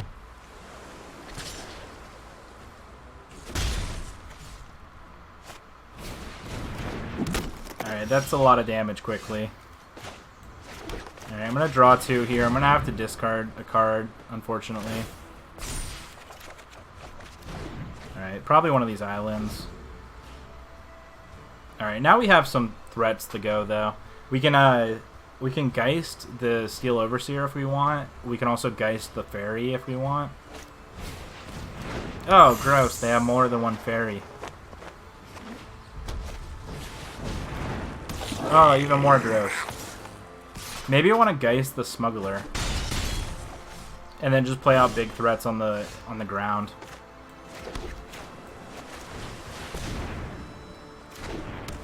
Yeah, I think I want to Geist the Smuggler here. Make it so I'm able to block.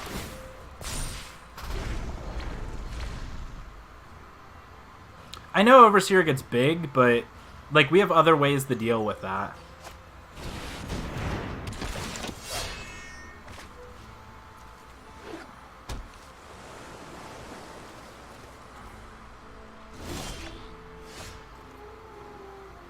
See right there, we have a Frost Lynx.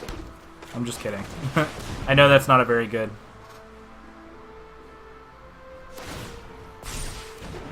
Do I attack here?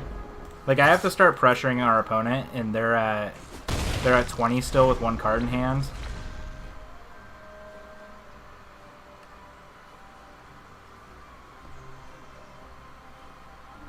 Like, I know Steel Overseer is a threat, but they have to wait at least 2 more turns to attack.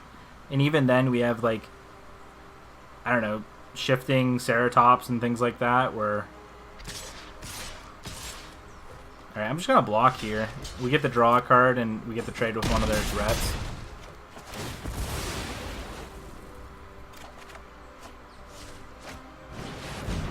What is that? When enters the battlefield, draw 3 cards, then put 2 cards from your hand on top.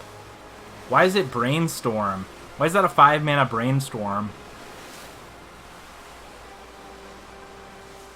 When it dies, shuffle it into your its owner's library, then scry 2. What the heck? Get that thing out of here. I am not a fan.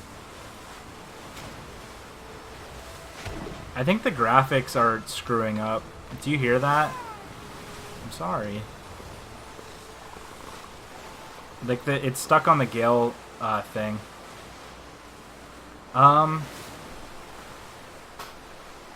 So I probably have to push damage, so I want to play this Frost Lynx out. And then, that way the Cavalier I don't have to think about for 2 turns. The question is, what's the best play after that? Or the question is, too, do I just...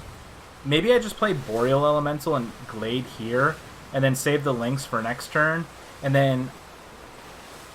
1, 2, 3, 4... Because I can play Lynx and Ceratop next turn. Yeah, I think that's the play.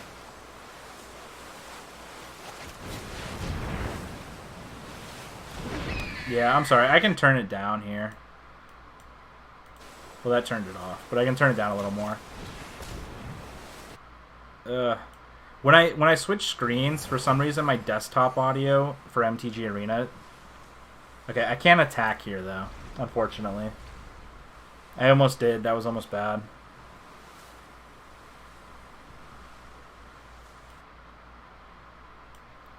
Alright. I have it way down now. I'm not sure if you guys can hear it still.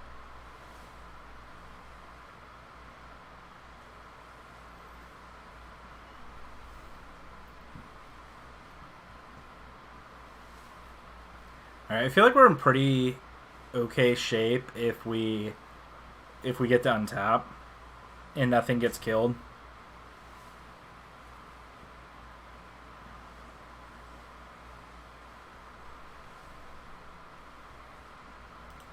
This wave sound is crazy.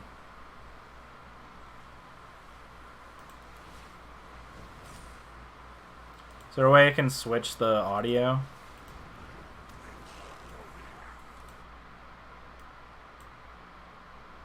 There we go. I can just turn the I can turn that there we go. I'll turn that back up now. Ooh, I almost conceded clicking between screens. Alright, I think I just take 7 here. Oh, they had a... Okay. I guess I want some of the... Sorry, I keep messing with this. I want this up a little bit, but I don't want to... I don't want to be bombarded by that wave sound. Alright, so now I want to play out Lynx and Ceratop.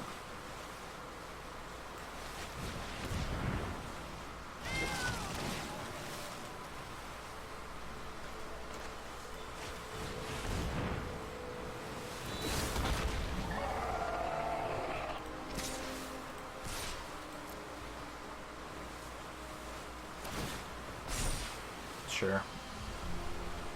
Alright, there's a small chance we can still win this game.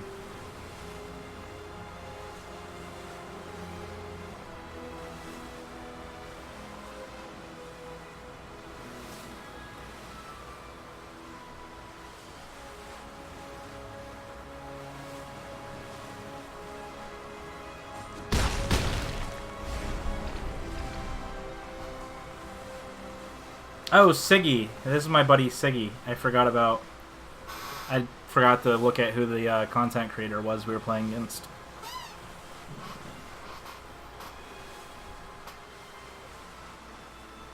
Alright, so Steel Overseer is probably attacking here. And if that's the case, I think we just block with, like, Healer or Glade or something.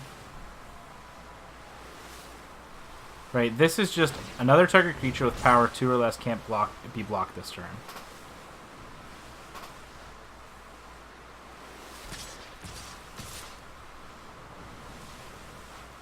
Oh, okay, they're swinging 4 in the air. I gotcha. But the thing is, if they attack with this, then I can just attack with everything, and then they have 1 blocker.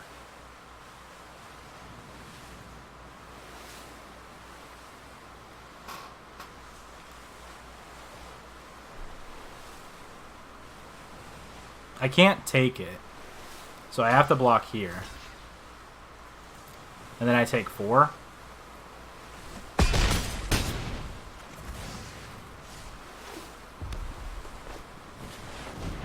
Alright, there's a 4/4.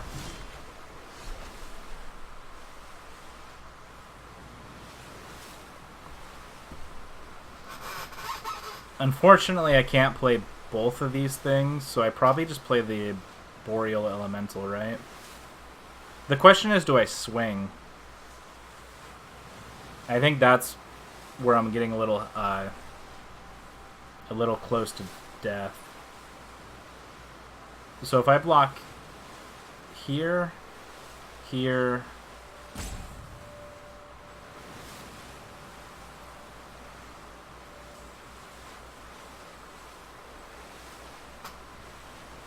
I think maybe the Spider is the right play here as opposed to the Elemental. And then leave up a green mana source for Ceratops to give it reach if I need to. And I think I don't attack. Otherwise I think I'm dead.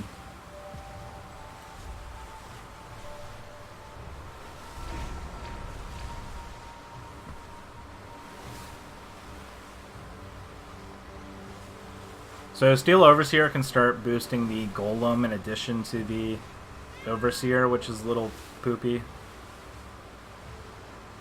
If they have a removal spell here, I might be screwed.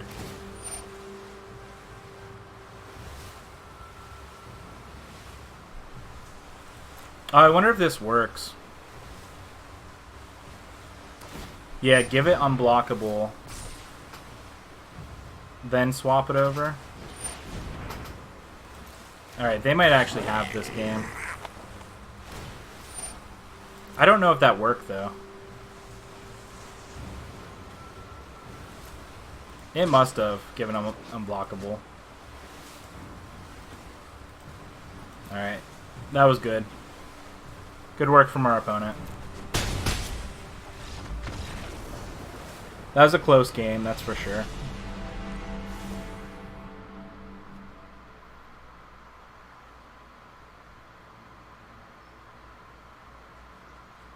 I don't really see anything else I'd want.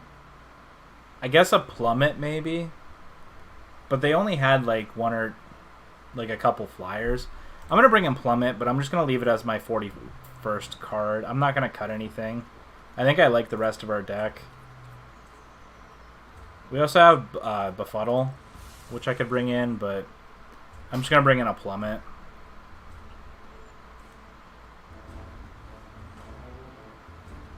That's rough. Corey, were you here earlier when we beat the 7/7 Angel that gives all your other creatures indestructible, and the Angel itself has flying and lifelink? I don't think you were. I think you were... Yeah. So they play the Angel. They have a board full of stuff. They swing in, which was their mistake. They swing in and leaving the Angel on defense. We top deck a Geist, play the Geist, tap down the Angel so it can't be blocked with lifelink, and swing board, and we just barely killed them. And I was just like, oh my god, like that Angel is so rough for us. And they had it like they had it both games, like both games we played. And I was like last minute for the second game where I had the top deck a Geist or a Lynx or something to tap it down or bounce it, and I drew it. And I was hellbent at the time. It felt good. I'll play. I think this hand's keepable. I would like to see another land. Alright, we can turn the S up, or the audio back up. Why things aren't broken. Alright, I'm going to play out the Sprite here. Hopefully we draw another land so we can play out this Risen Reef. Unfortunately, we're just going to have to rely on this.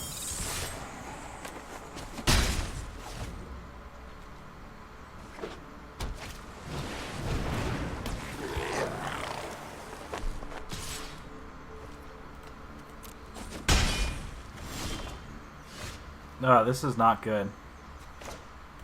Alright, we want to find a blue source. Oh, go figure.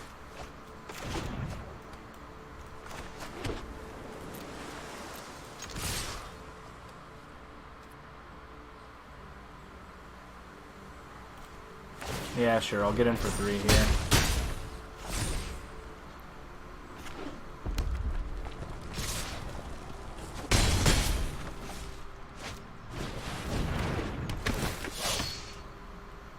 Alright, I think next turn we're going to play Risen Reef.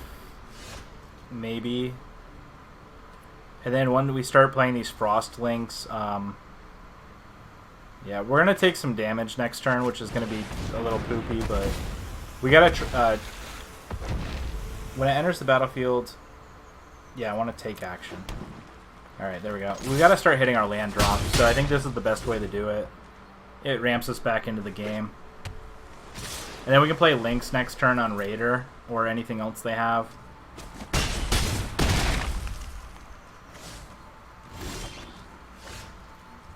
Alright, so there's a land. So we can actually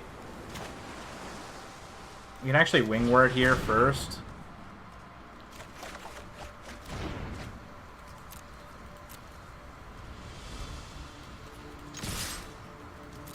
Yeah, I'll attack with all.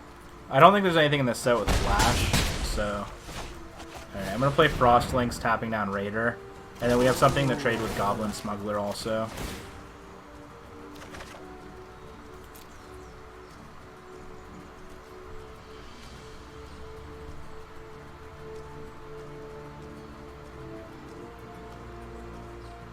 Alright, hopefully they don't have anything ridiculously powerful here.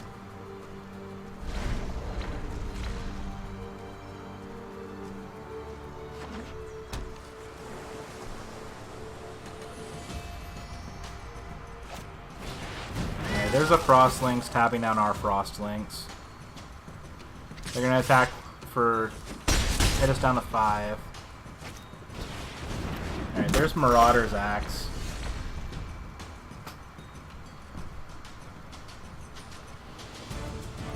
Does this give +3, +2? Okay. So we have an Unsummon here and another Lynx.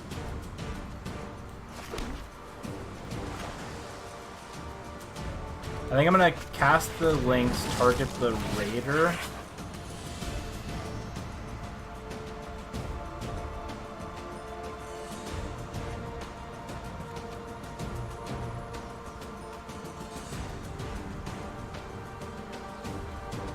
I think targeting the Raider is correct.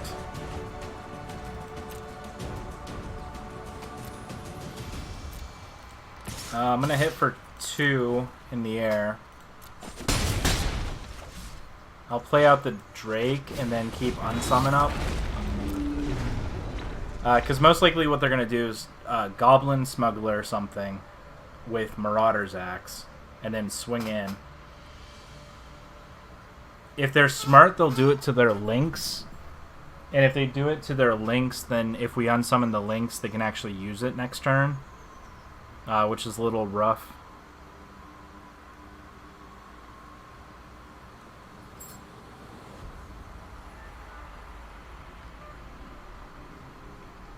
Next turn we can play a Boreal Elemental, though, which will be good. 4 damage, 2 damage to that controller. So, can they actually kill us this turn if I unsummon this? Because if I unsummon the links, like our links, then they can't... They don't deal 2 to us, and then we have a blocker for the flyer. And a blocker on the ground.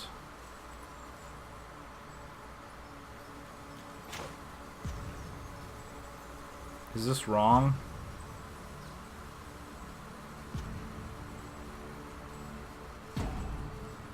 This is a close game, that's for sure. I'm gonna unsummon the links. I don't think we lose in this situation, but it's definitely close. So they have to Goblin Smuggler the...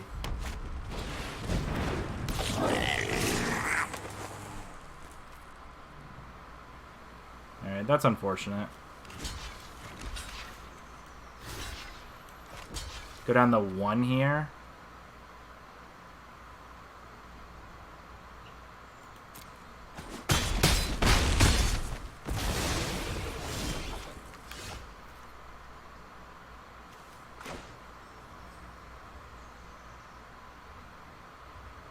I don't think there's a way we can win now. We have no way of gaining life, and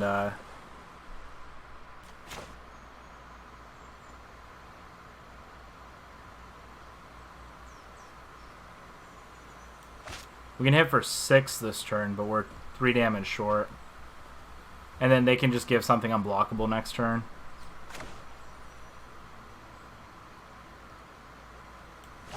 Target creature with power 2 or less. So that can give Lynx or another Goblin. Alright.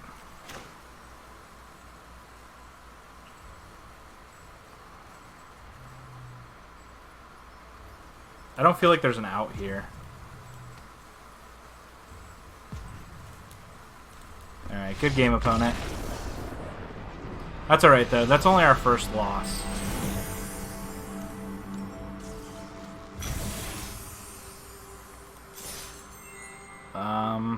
So we have 2 here, so I guess I'll get some Primates.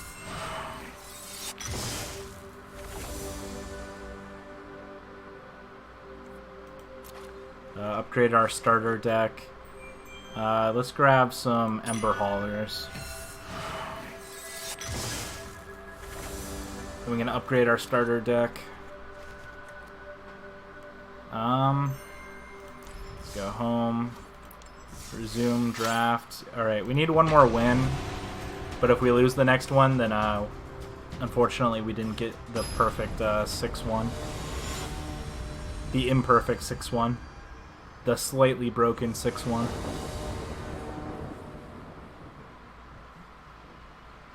Man, I need to remember to go get some water. I keep forgetting. This hand is nearly keepable, but it's a 2-lander, and we don't have both our colors. Our opponent does go first. I'm going to keep the risky hand. It's decent if we draw a land, because we can wings on turn 3. Oh, now we lost. Oh, this is bad. Should have mulliganed. It's a London mulligan. Should have mulliganed. Oh yeah, they're gonna just run away with the game now. Oh, there's a land. We got something going. But we're not gonna do anything until turn 4. Oh, there's an angel. Blue-white Flyers is gonna take us down. I think we just have to... Do we play a 2-2? Yeah, I think we play a 2-2 here. Start at least being able to block. They probably just have a Lynx, though, and they just play the Lynx against us.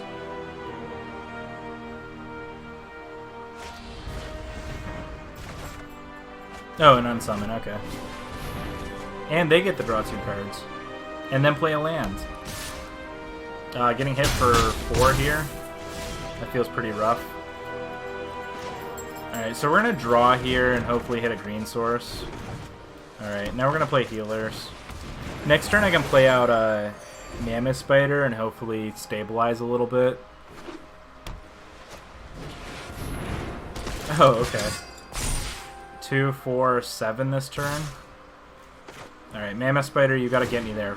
You gotta get me there, dude. I shouldn't assume it's gender.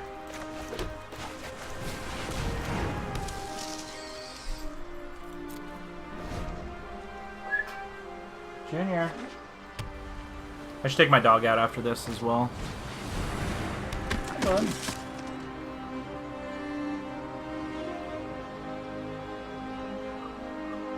Sorry for whistling in anyone's ears.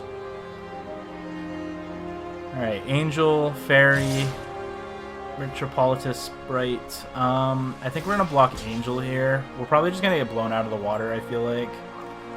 We're definitely blocking Captain as well.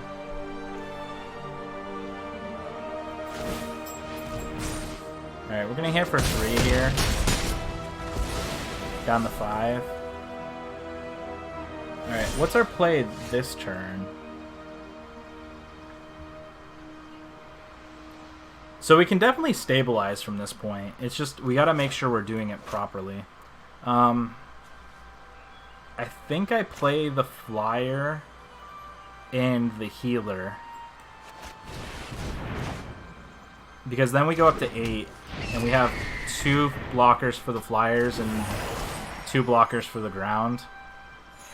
We have 3 blockers total, but you know what I mean. Like, there's really no good attacks at this point. So hopefully we get to stabilize here. So when it enters, draw a card, so they're going to draw from there. And then we probably just play Elemental, and if we draw a land, we hold up Anticipate. Alright, there's the land. So I like maximizing our mana here and playing Boreal Elemental and Anticipate.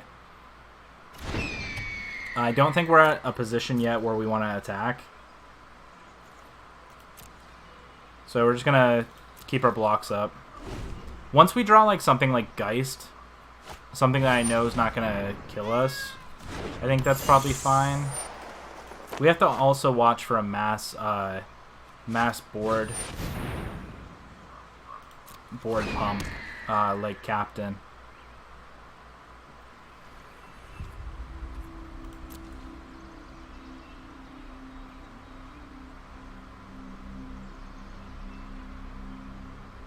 Alright, we'll see if our opponent attacks. If they do, I don't think it's good. Alright, we're going to Anticipate here.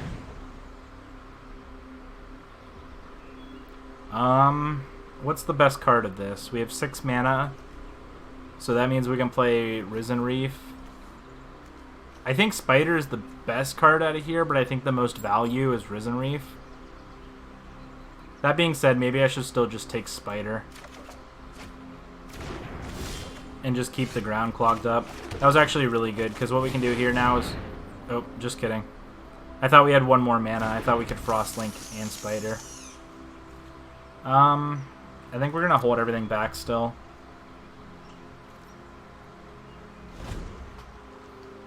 Our opponent doesn't have a board yet that's wide enough to go around us. Uh-oh, what's this? Put a 1/1 counter on each other... Oh, on just another. I thought that said each other, and I was like, that's not good. It's still not great, but it's not bad. Alright, now we can go Frost Links and something else.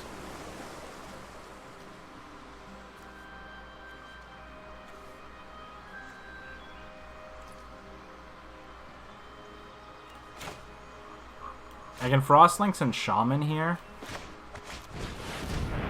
I guess the question is, do I want a Shaman? I feel like they have an Unsummon in hand.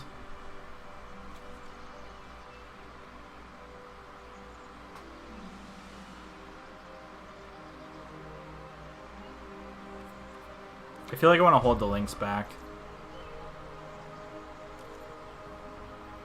I'm not really sure what the correct way to get out of this situation is, because we're both at a stagnation period where it's like one of us has to eventually start attacking, and whoever starts attacking first most likely is going to lose more. of their board. Put a creature with power 4 or greater. Okay. With power 4 or greater. Power. Okay, that was the first thing with power. Sure. They may have mistapped their mana there.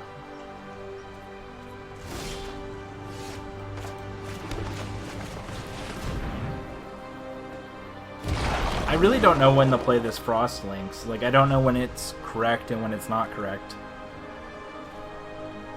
We're most likely going to lose this game. They're going pretty wide.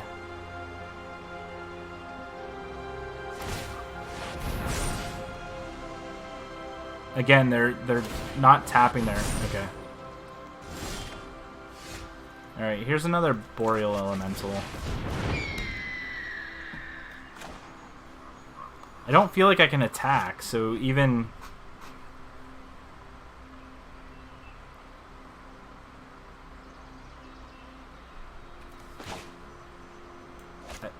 I just don't feel like it's the right time to be using that.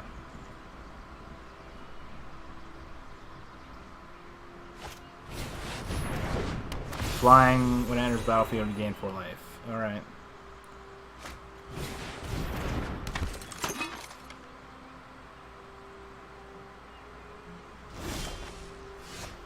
Alright, now that we have Geist and Lynx, we can start attacking.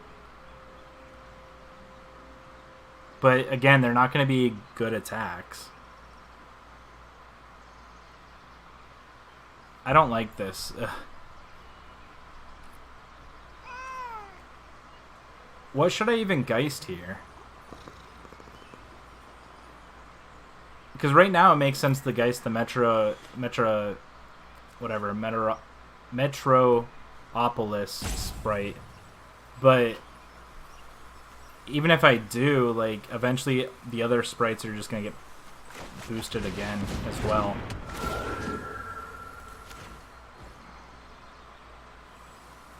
I don't feel like it's a good turn to attack. I guess I'm going to attack with my 4/4 Trampler, but I feel like it's just going to run into this 3/3.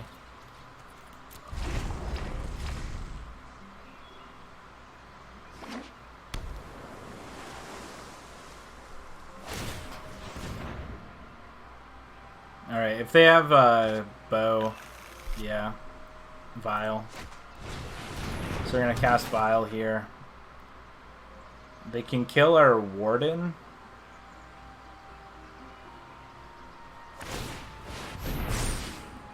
Sure. I was hoping they'd just attack.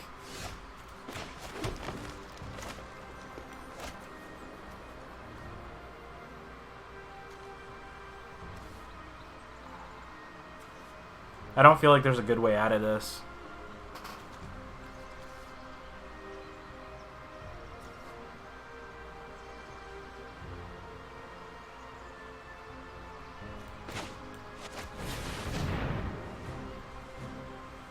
I have to try something at least.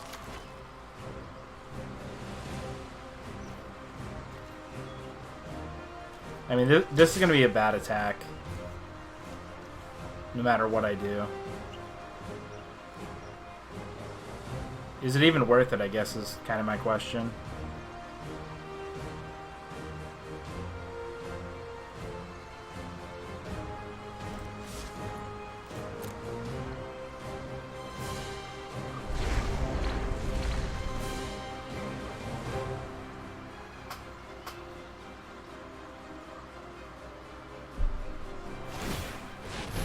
Sure.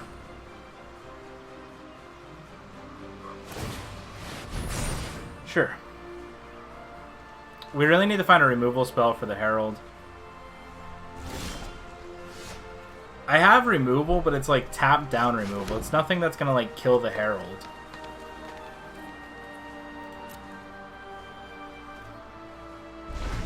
I might have one destroy target tap creature, but I don't feel like they're gonna attack with the Herald anytime soon.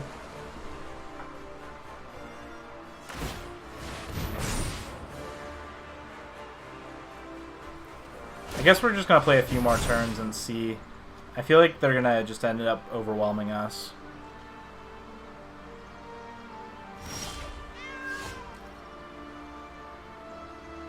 Again, there's a Lynx, but nothing to really do. How much power do we have on the battlefield? I wish there was like a big tap down effect we could use. 4, 10, 17. We have exactly 24 damage on the battlefield, but I just don't have any way of pushing through that damage.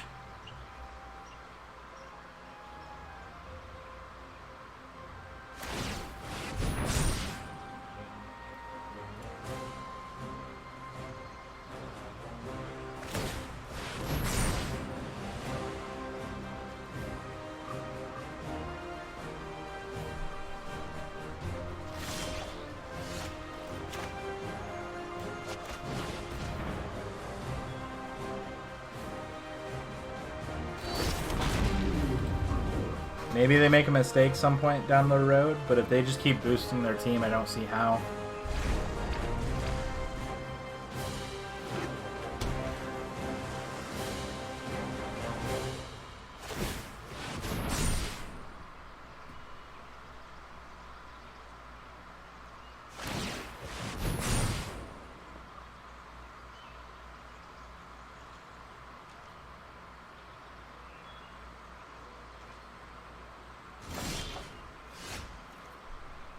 Yeah, there's like sleep paralysis and stuff, but I don't see... Now with a bunch of 5-4s and 4-5s, I don't think we're going to be able to push through. This should really be like a tap pay 4 ability, but it's definitely a big mana sink.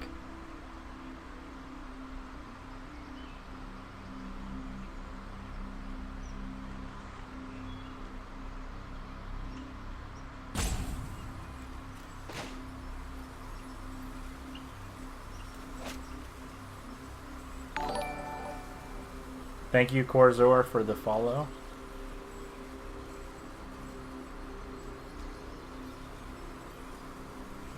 I really don't see how we can get out of this.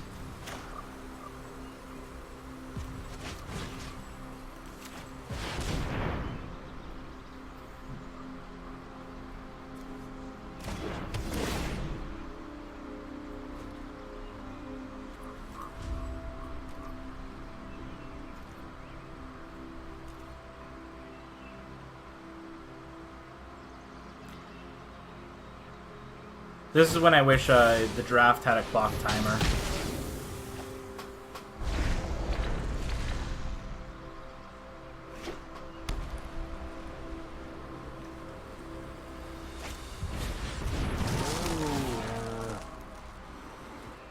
Sure.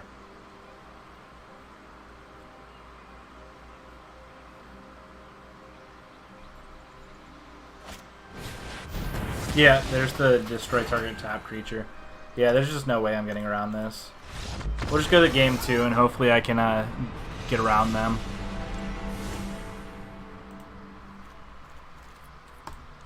Oh wait, I wanted plummet. I wanted plummet. Go back. Dang it. Oh. This would definitely be the game for plummet.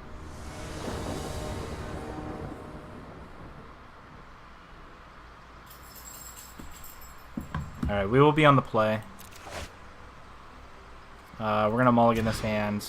We'll keep this hand, but it's not very good.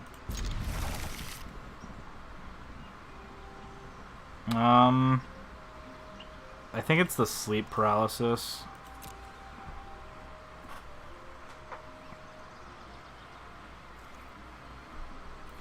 Let's start with an island. Hopefully we draw a green source quickly. Alright, there's our green source. Now I think we just have to power through. We had a little bit of a slow start last game. It definitely hurt. Take action. So we are going to get the mana ramp a little bit here and play out the Mammoth Spider next turn, which will be pretty good.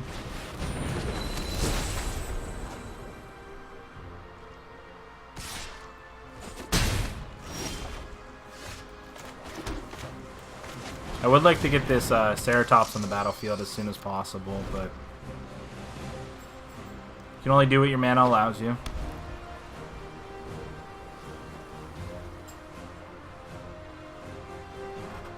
Not bad. Alright, I am gonna block here.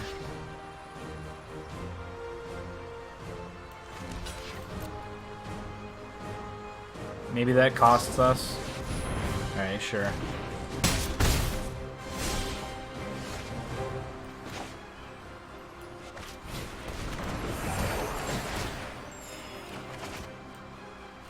Alright, there's another mammoth spider. So part of me wants to just push damage here. But I don't think it's a time to play the Lynx yet. So I'm gonna hit for 4.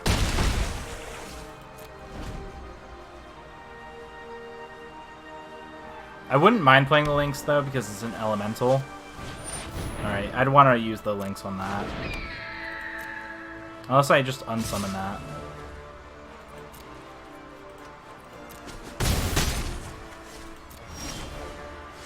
Alright, I'm going to play Lynx here. And then I'm going to draw 2 with Wingward.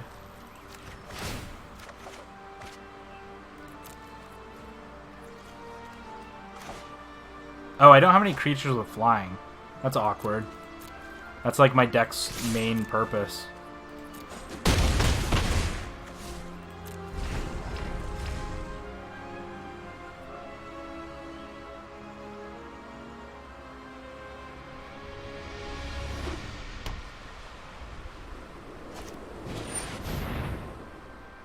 Alright, there is a Sphinx coming down now.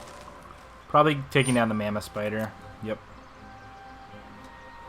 Part of me wants to unsummon my Frost Lynx, and if I do that, then... Alright, draw 2. Sure. Then I can replay Frost Lynx and get a trigger off Risen Reef. And a trigger off the Frost Lynx.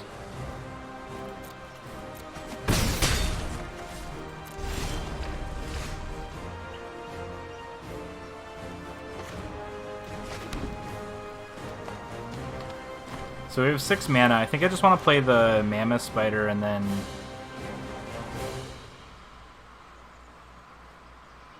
leave up Unsummon.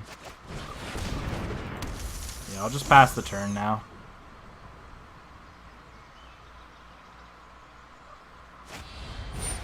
Alright, they're going to unsummon our Mammoth Spider, which I think's fine.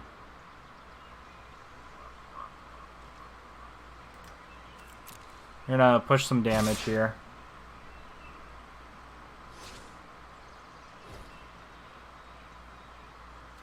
Part of me wants to unsummon their Boreal Elemental, but I don't think that does anything productive for us. Okay, now I do.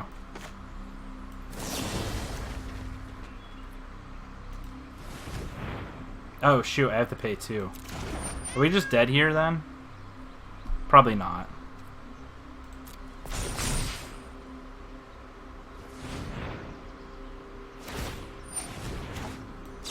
Alright, that's probably the most effective one to unsummon, because the other one draws a card. Alright, now we have to be careful coming into this combat.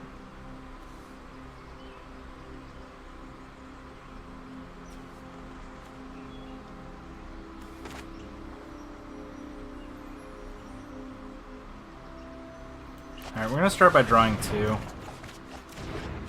Alright, we found a land. The question is it what we wanted?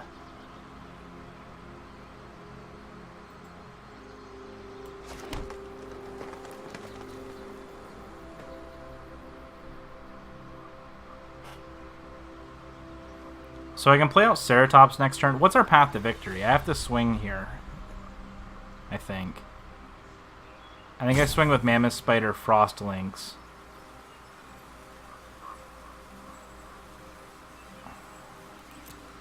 Because I think our out is hitting with this Ceratops. Hey Corey, thanks for stopping by. I'm swinging with Spider. I'm going to play out this Warden for a blocker. Yeah, I have the flyer for the blocker. If they have a removal spell, then I was dead either way. Oh, there's the Fatalic key. Okay. Unfortunately, yeah, I understand, like, the spider was probably the correct play. The issue was I was trying to figure out the best way to push damage. So, unfortunately, we're going to lose. We're going to go 5-2 in this draft.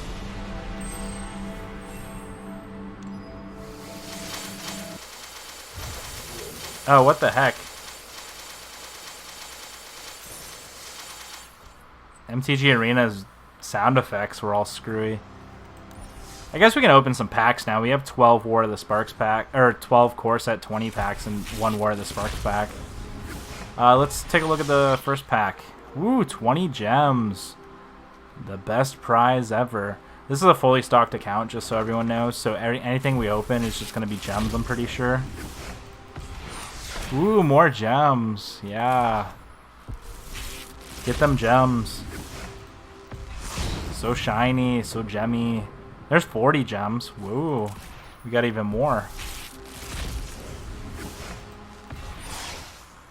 Dang, that gold gem.